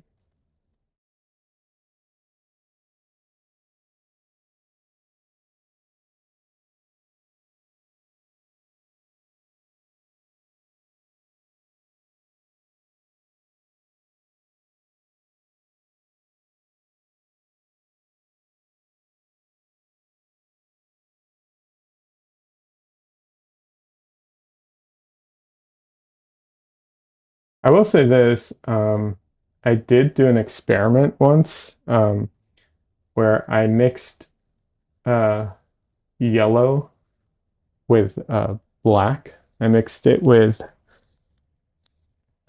chromatic black, ivory black, and I think burnt umber, um, and burnt umber and ultramarine blue. You know, I mixed that as a black, and then I mixed that with yellow. And I'm not saying there is no difference in the color because obviously different blacks lean one way or another, but I did not find there to be a big difference as far as like this one looked cleaner, this one looked dirtier, or whatever. It all kind of looked the same in my experiment at least.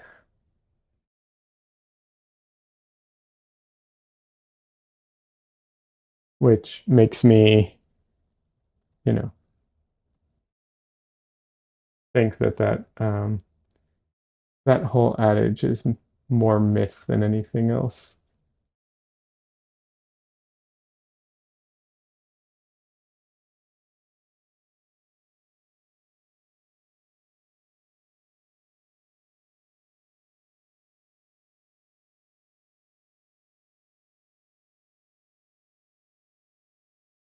For those who don't know, a lot of people who teach painting say not to use black because they'll make your colors dirty, which it will. Um, it definitely has that effect. But they think that they say that mixing your own black doesn't, and that I don't think is true. However, you do get more control and nuance, which, can lead it to less.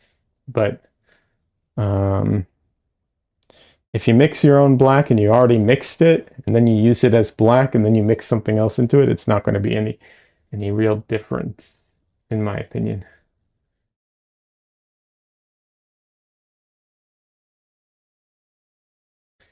And Mark says, if I feel the need for black, I mix three primaries that can lean towards red, blue, or yellow. Yeah, absolutely.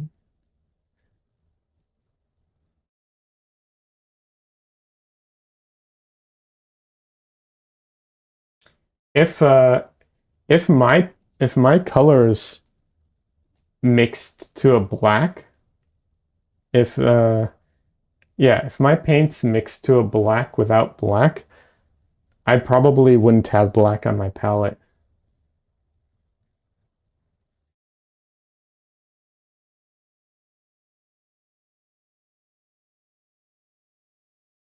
But they don't. Um so yeah, so I do. But yeah, I totally get that. I've personally I try to basically if I don't want to have any unnecessary colors on my palette, and unnecessary colors are any color that's like, I mean, don't get me wrong, convenience colors aren't necessary, but it's in their name, so there's nothing wrong with that. But I want it to be a very conscious decision that it's like, okay, I'm using this color because it's a convenience color.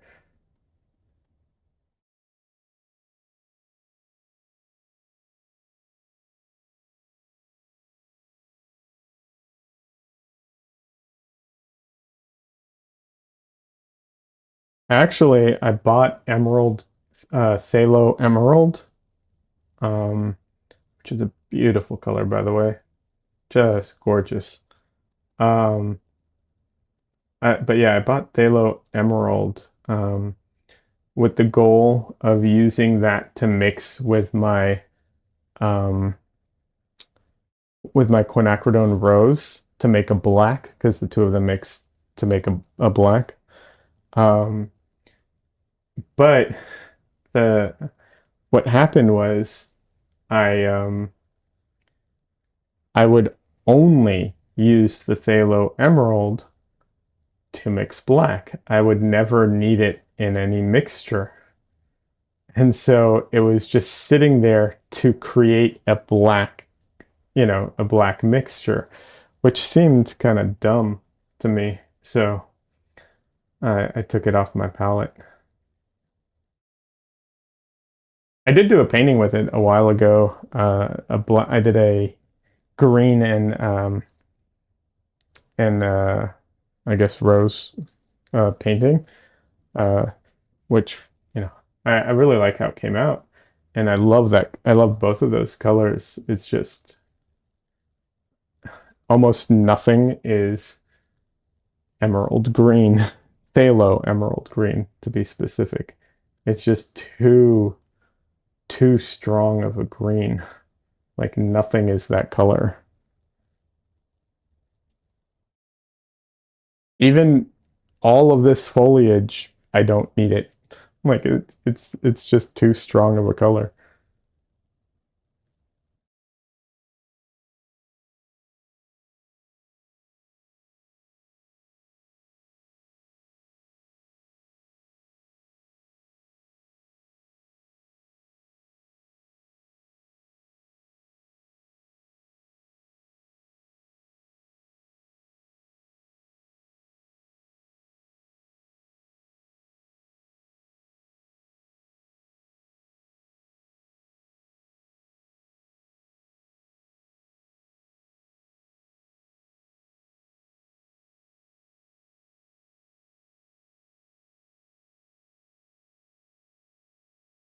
Mark, I don't know if I'm so, I do apologize. I have a hard time remembering, um, not remembering, but, oh, yes, but connecting. I have a hard time sometimes connecting things when they're online because, like, I'm bad with like written names, and so it's written names from one place to another, and I find it hard to remember some of this stuff. Have you ever shared your Instagram with me, or have I seen your Instagram? I don't remember.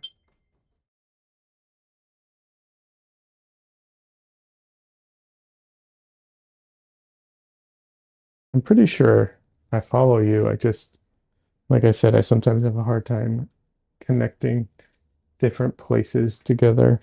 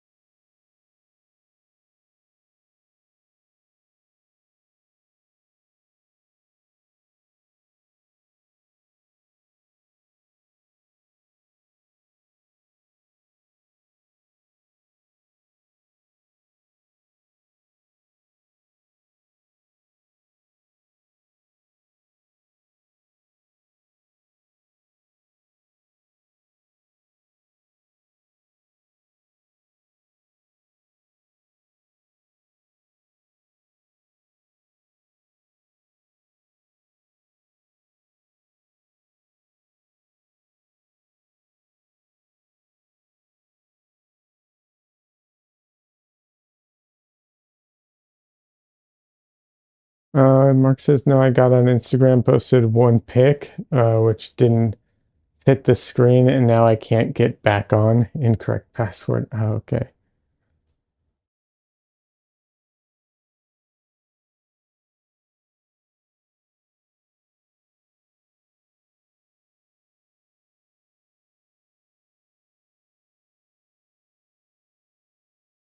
That sucks. I'm sorry to hear that.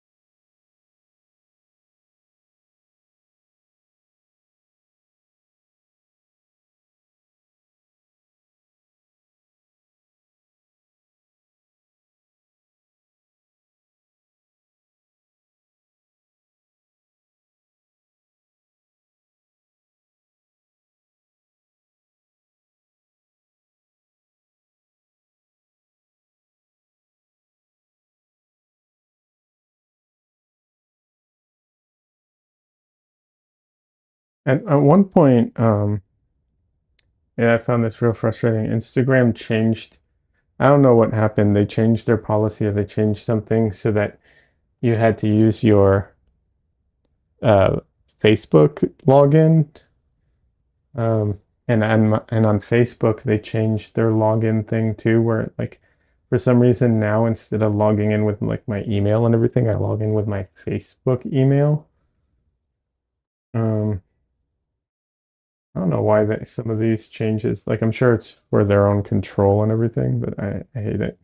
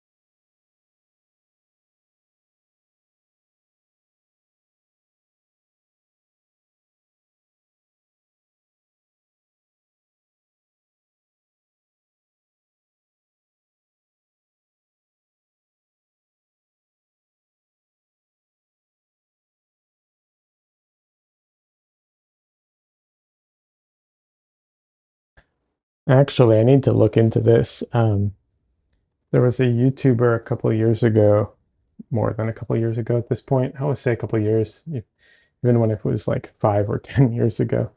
They got like locked out of their YouTube account, and they were lucky someone helped them get back in. But then they made a tutorial on how to create like a safety email account kind of thing. I need to go back to that and see about doing that.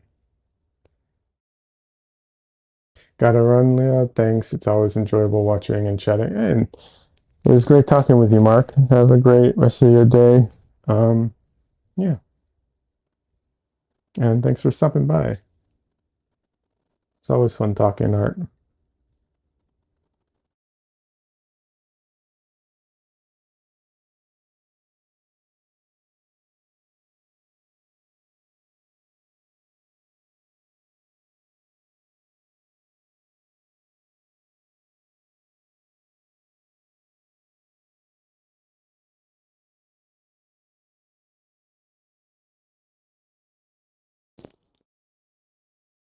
Oh, my eye is bugging me for some reason.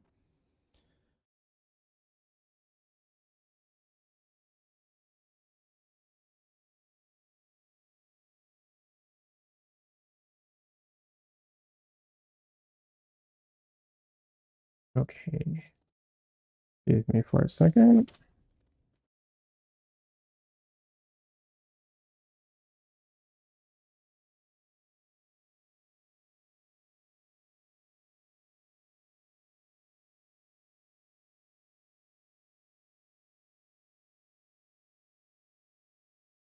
Just gonna put in some eye drops.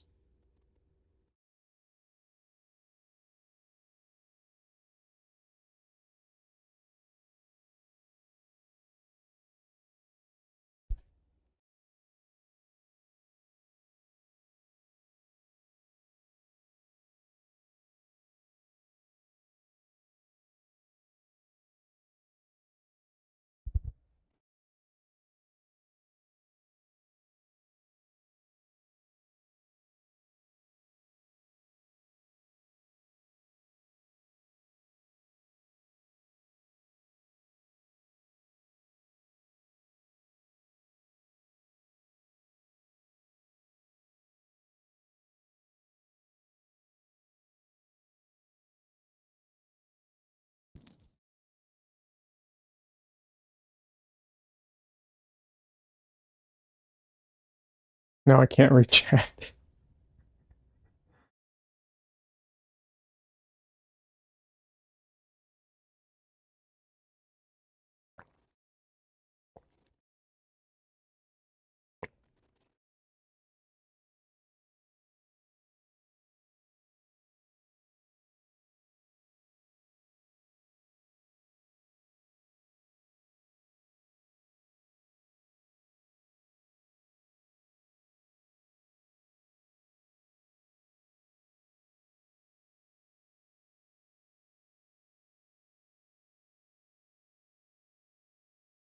Oh yeah, that's great. Everything is blurry.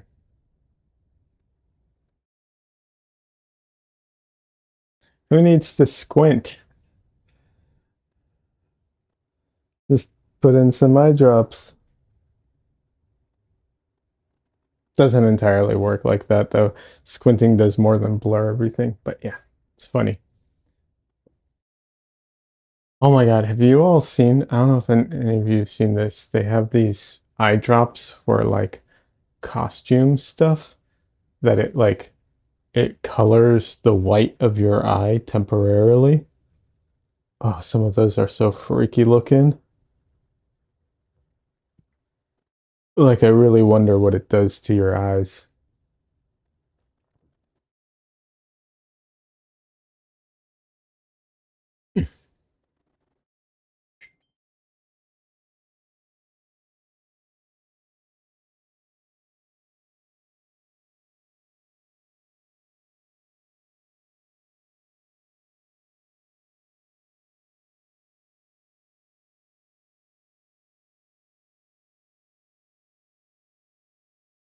They are cool looking though. Freaky looking, but cool looking.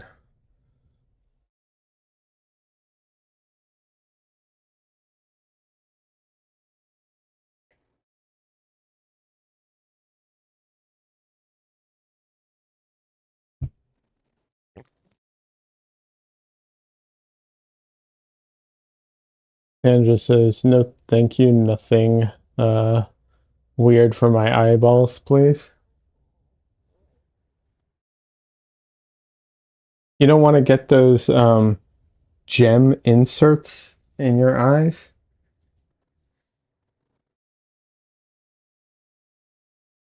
Have you seen those? It's like the fake, it's like plastic, but they kind of look like gemstones or opals or something like that.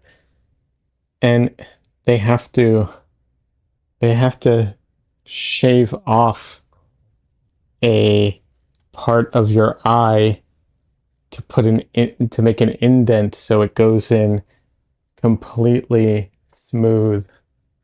Uh yeah. And yeah, I hate it too. It sounds awful.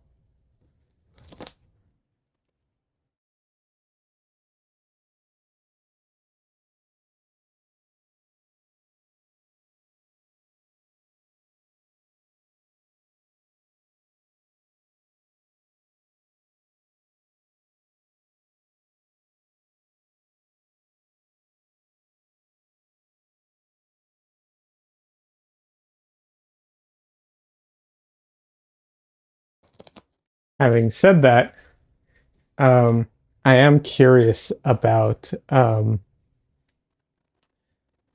there's a there's a new procedure for vision correction that I'm curious about. Like I'm curious about it in theory, not right now. Like I don't I need glasses now, but barely.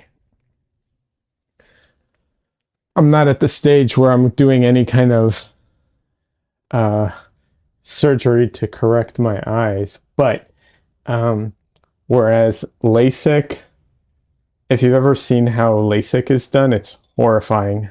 Absolutely horrifying. Um but you have to like over time uh it gets like you have to do it again.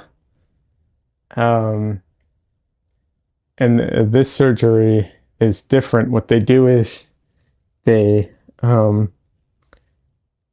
if I remember correctly, and it may have changed, over time, like they might have something new, but the idea is that they they put four little posts in your lens, and they put a ring around the lens, and it distorts the lens of your eye to uh why am I grinning while talking about this? I don't know. It distorts the lens to correct your vision appropriately, right? And so it can so the idea is that as you need to change, as time goes on, you can change out the circle thing and adjust the correction repeatedly, I guess. I think I'm grinning because it's so uncomfortable and so horrific. Like I hate those things so much. You know. Oh, yeah. Not a fan. Not a fan at all. It's like out of being uncomfortable. That is a very good emote, Donley. I like that.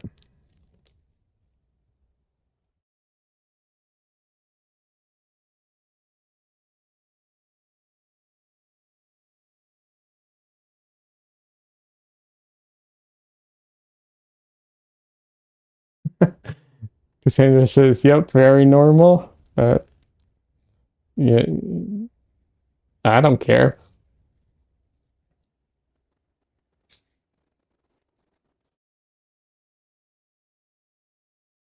Generally speaking, I've never been very normal, so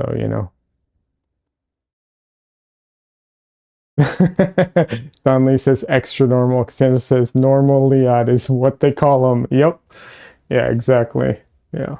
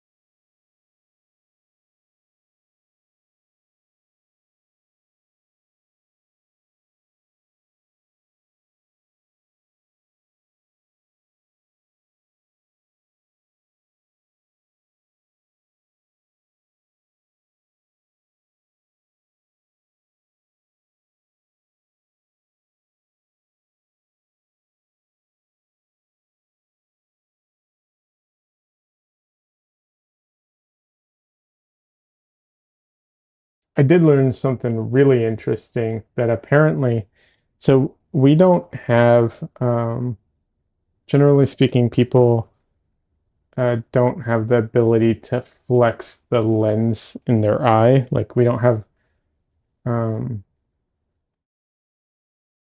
we don't have, we don't have muscles to do that, but there are some people that do. Um, they can control it. I mean, I don't know if it's that we don't have the muscles we don't, or we can't control it, but there are some people that can. So they can just blur their vision. Like they can just look at something and I don't mean like look past it. I mean just blur their vision, which I'm like, "Oh, only I could do that. That would be so useful as an artist to be able to do that."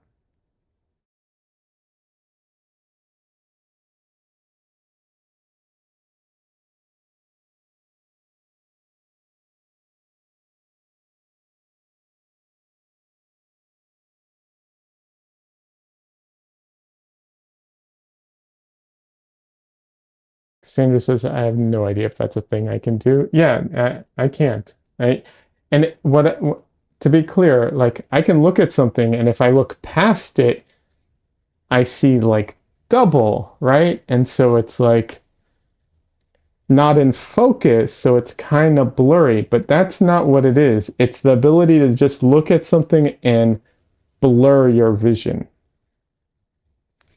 So if it duplicates, like if you when you look past something that's close to you, you see two of it, right? They're close to each other, they're overlapping, but you see two of it. That's not what they're doing.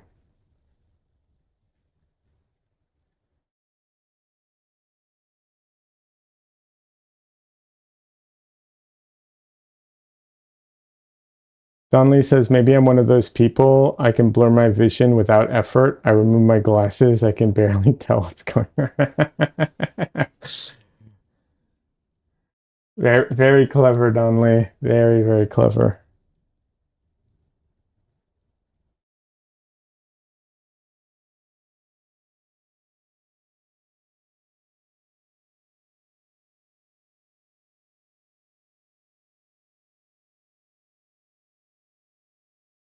Oh, hi, Dresden.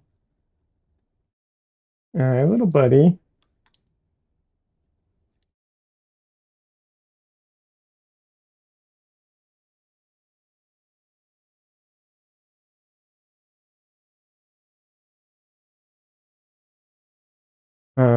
Des says, I can do it if I try a lot. It hurts though. Interesting.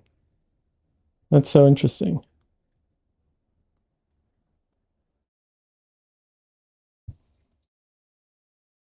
Oh, oh, we have a baby Dresden.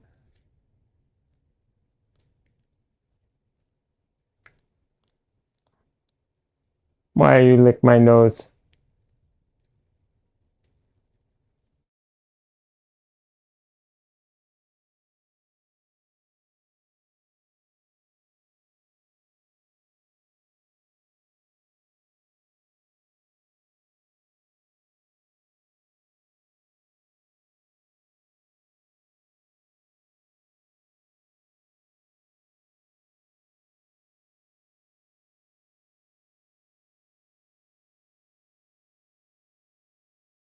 He's so cute. The reason I give him my fingers to lick is because it distracts him. I don't know why he licks my fingers, but the reason I know he will, so I do it so that he gets distracted and stays longer.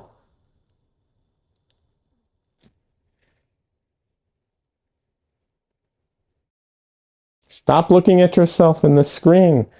It's just you. Don't worry about it. Mm-hmm. Are you gonna lick my beard now? Or is it too much for you? Too much.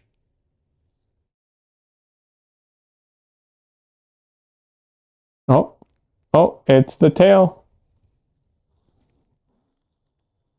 It's, ow, claws. Ah, get the tail.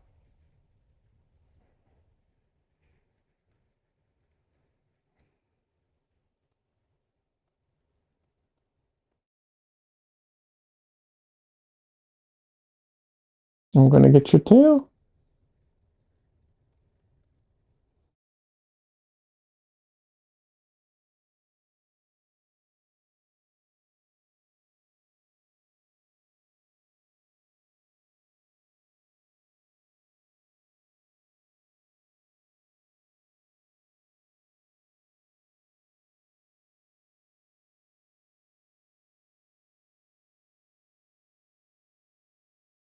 I got belly. Oh, he's so cute.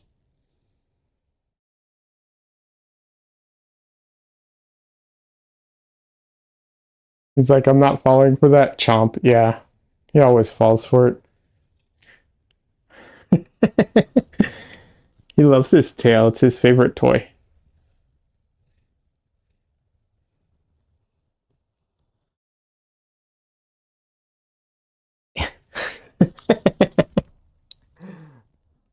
Okay.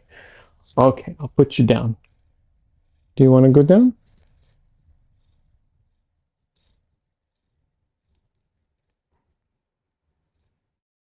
He's so cute. Oh,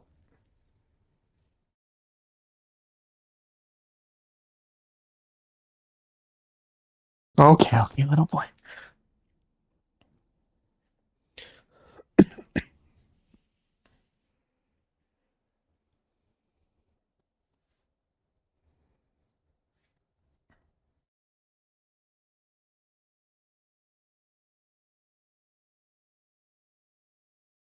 The funniest thing is when he tries to catch his tail when he's standing up, and so it moves.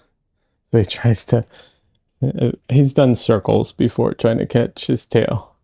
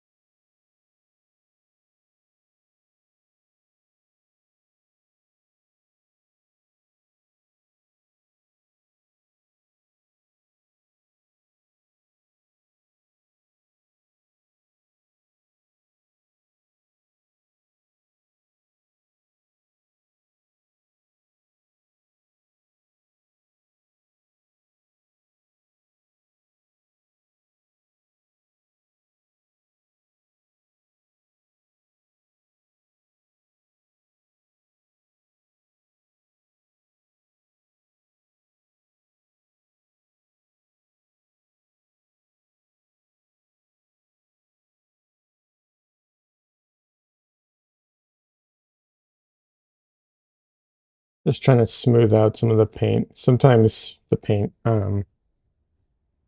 has ridges from when it dries if you don't get to all of it. So it's just trying to smooth out some of that.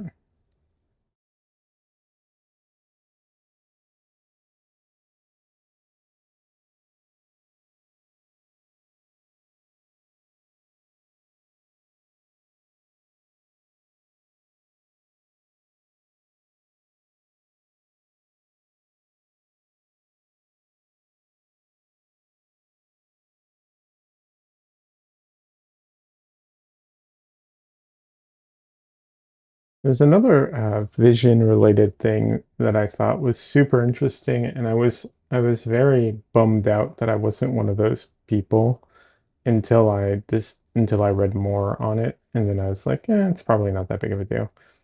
But you know how we have three cones in our eyes to see color? Well, there are some people who have four, and those people can see theoretically colors that people with three can't. Um, but when I looked into it more, uh, and as a painter, I was like, oh my God, that's such a big deal. Color is so important. Well, but like I said, as I looked into it more, it turned out that it's very, very minor, even though you'd think it wouldn't be. It is. Um, it basically means that um, where like normal people, if you see what is it? I think purple, like when you see certain purples that are made up of blue and red, um, that maybe aren't, that are certain frequencies or whatever, it looks kind of bluish reddish. Like you can see something and it can look bluish reddish, but not just purple. Um, but green never looks bluish yellowish because we don't have that extra cone, so we can't see it. That's basically what it boils down to. Like people with that fourth cone can see bluish yellowish as a kind of mixed color, and that's about it. That's the big difference. And I was like, okay, I'll live. Either way, I can't control it, but I'm less jealous now.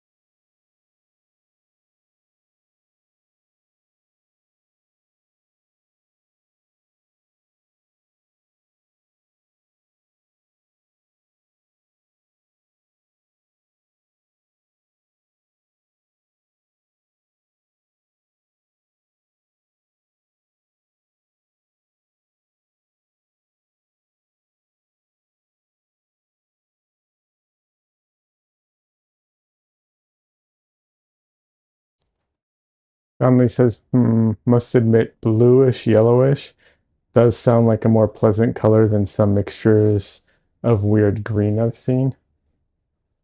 Yeah, probably.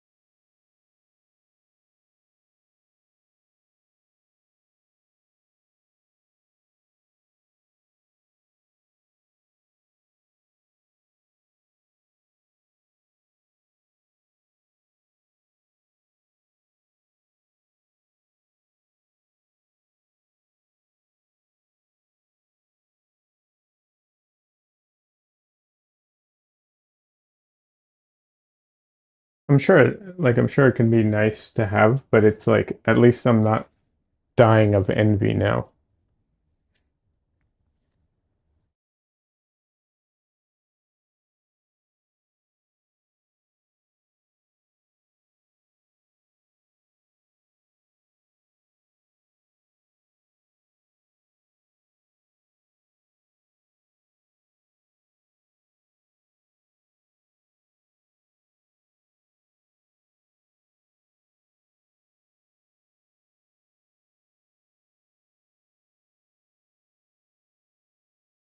I don't know, it's a weird thing. Like I never want to have cataract surgery because like who wants to have cataracts? But some people when they get cataract surgery can see ultraviolet light afterwards. Um, which is bad for their retinas, but they can see it. I was so curious what that looks like.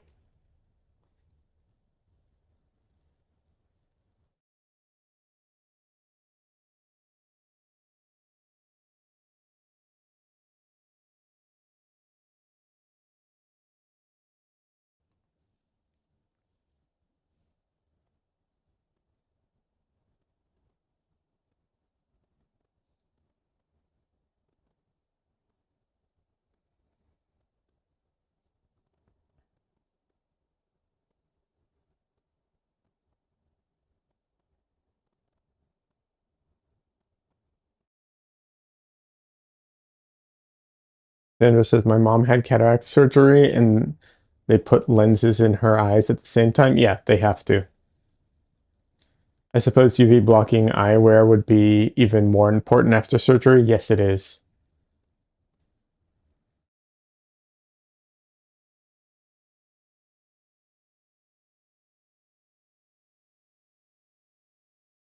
Sandra says it's weird seeing her without glasses. Oh, so they put like corrective lenses in so that she can see better. That's awesome that they can do that.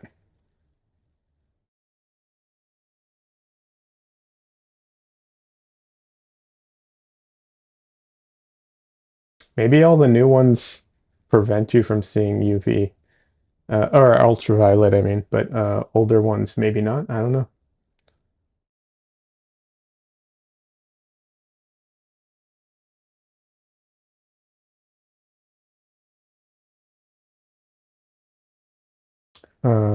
Cassandra, yeah, she got to choose if they corrected her short or long distance. Yeah.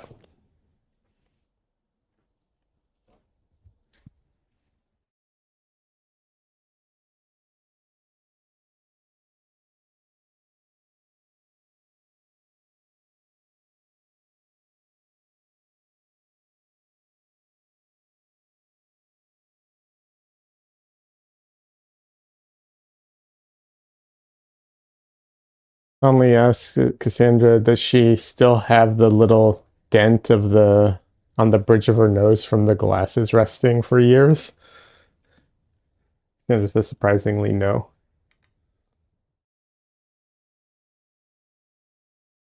Yeah, I'd expect it to go away after a certain amount of time.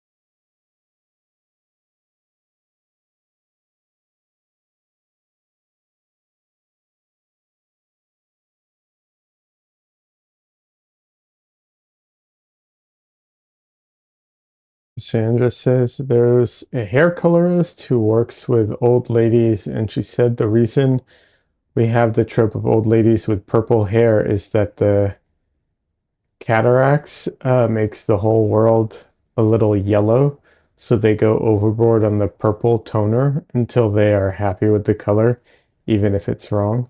That's interesting. I thought it was because their hair is white and how it like mixed with other colors and the you know the colors, but oh, interesting.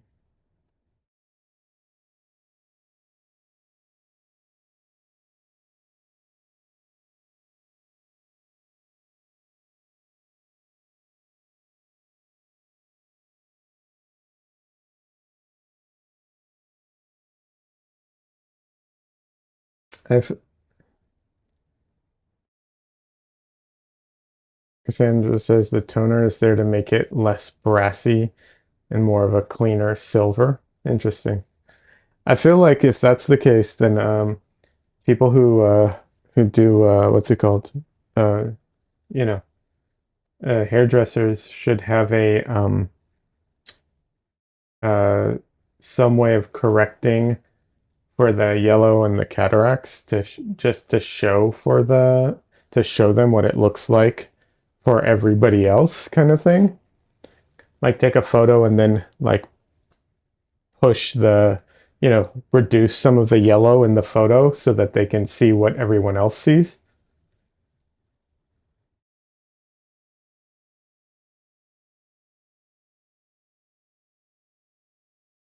Seems like that would be a smart thing for them. Sandra says, oh, they used to try to argue or help them, and the old ladies were old ladies and were having none of it. The customer is always right, I guess. Yeah, I get that, but I'm just saying, like, I guess if you know what the root of the problem is, you could maybe like inform them properly and show, like, have a way of demonstrating that. Like, not to say that you argue with them so much as you like, whatever, show. I don't know. Many of them also don't think they have cataracts. That's a good point. That is a good point.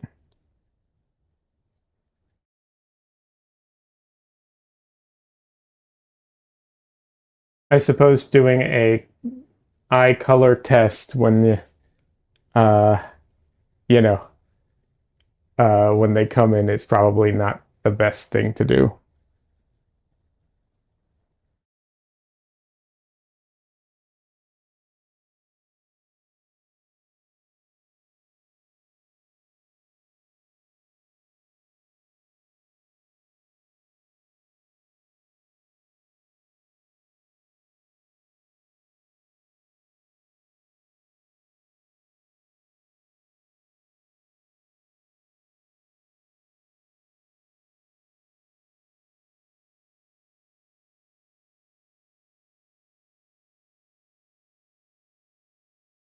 Yeah, a lot of people in general live in denial about a lot of things, so I could see that being difficult to deal with.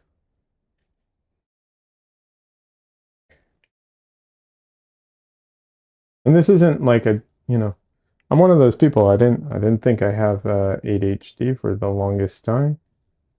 Turns out I do. But, oh well.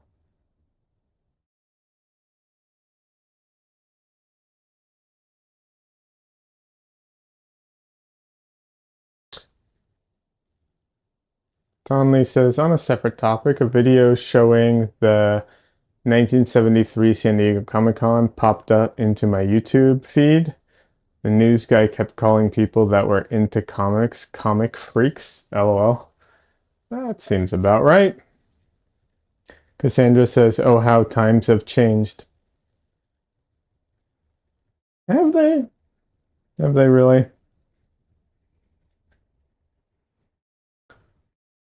The fact that there are people protesting um, and preaching, protesting Comic-Con and preaching uh to like for people there to like, convert into find God and everything. It says to me that things are still kind of weird.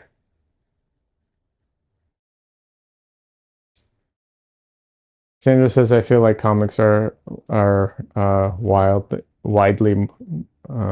more widely accepted than they used to be. That's true. I was kidding a bit. You're right, they are. I do agree.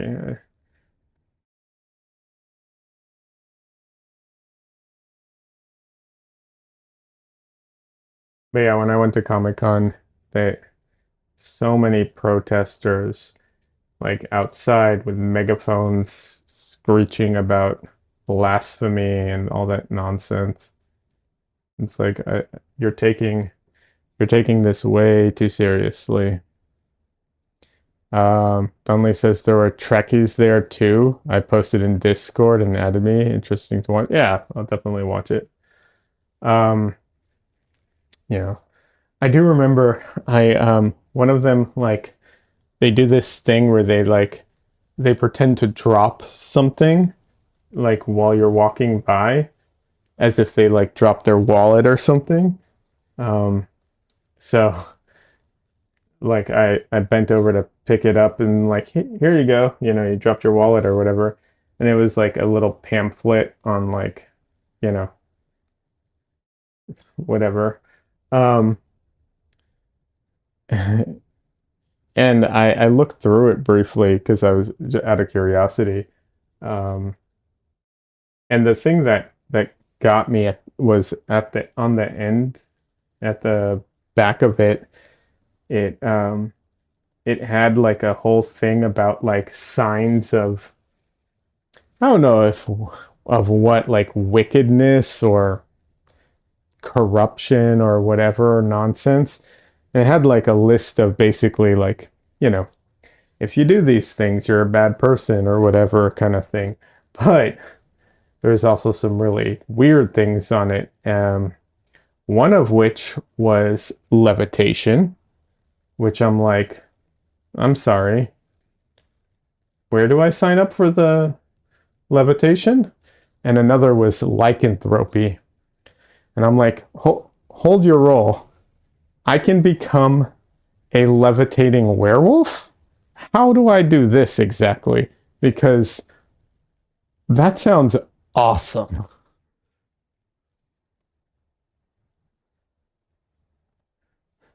Cassandra's like, where can I get some levitation? Seriously, right? Oh, Cassandra says those chick gospel comics, so terrible. I don't know what those are. Yeah. Dunley says, I'm in. I could be a flying dog. Sign me up. Yeah, right? Seriously. Just like what how can you teach me how to do this? Like where do what do I have to do to pull this off?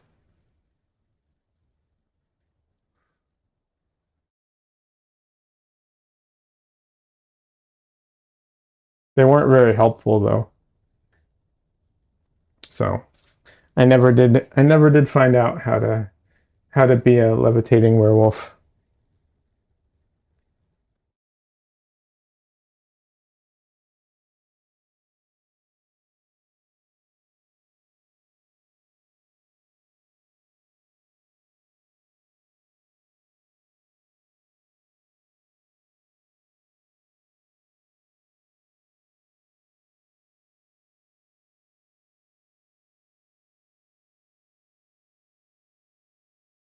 Unless is probably keeping all the good flying dog stuff behind a paywall. Right?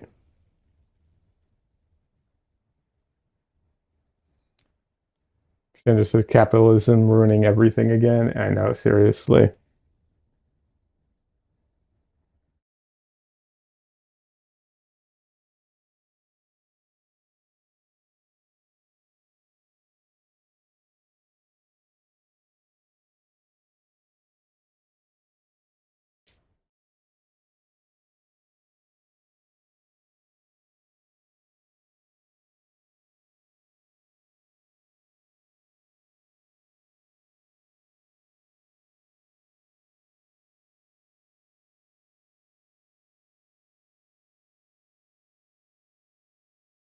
One of my cats is whining. It's almost dinner time and he's yowling for dinner a little early.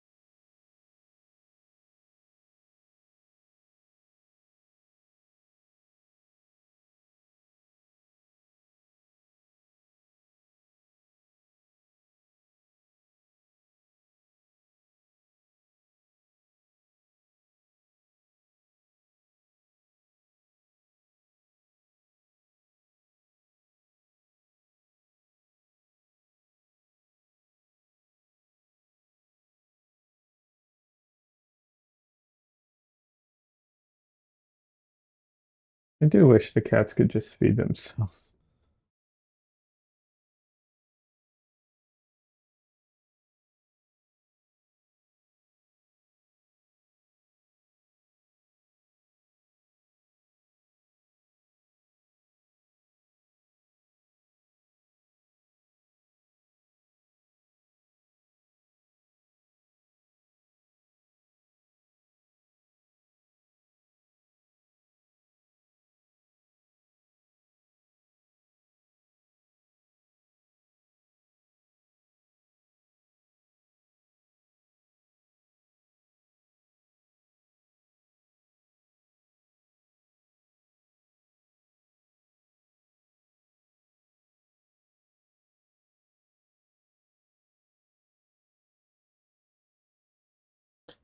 I am gonna have to end stream soon, not just because I have to feed the cats, also my back needs a break. I need a break,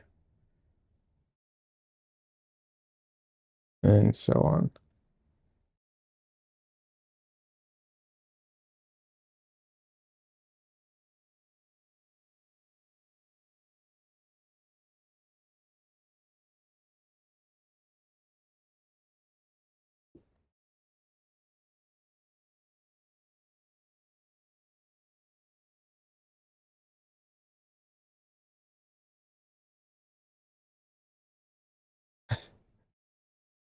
I like that combo, Donley.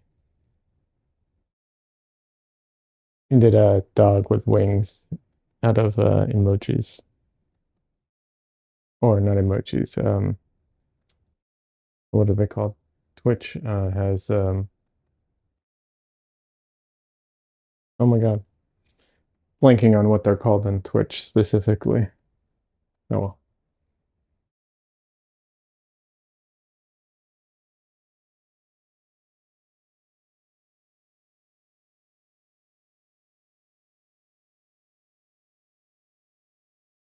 Twitch emotes. That's it.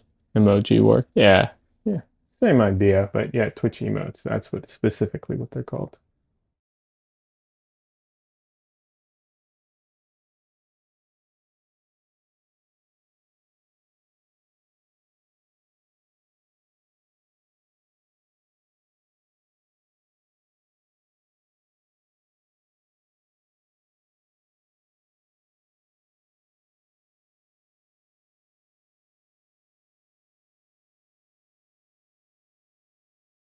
All right, friends, I think I'm calling it. I definitely need to take a bit of a break.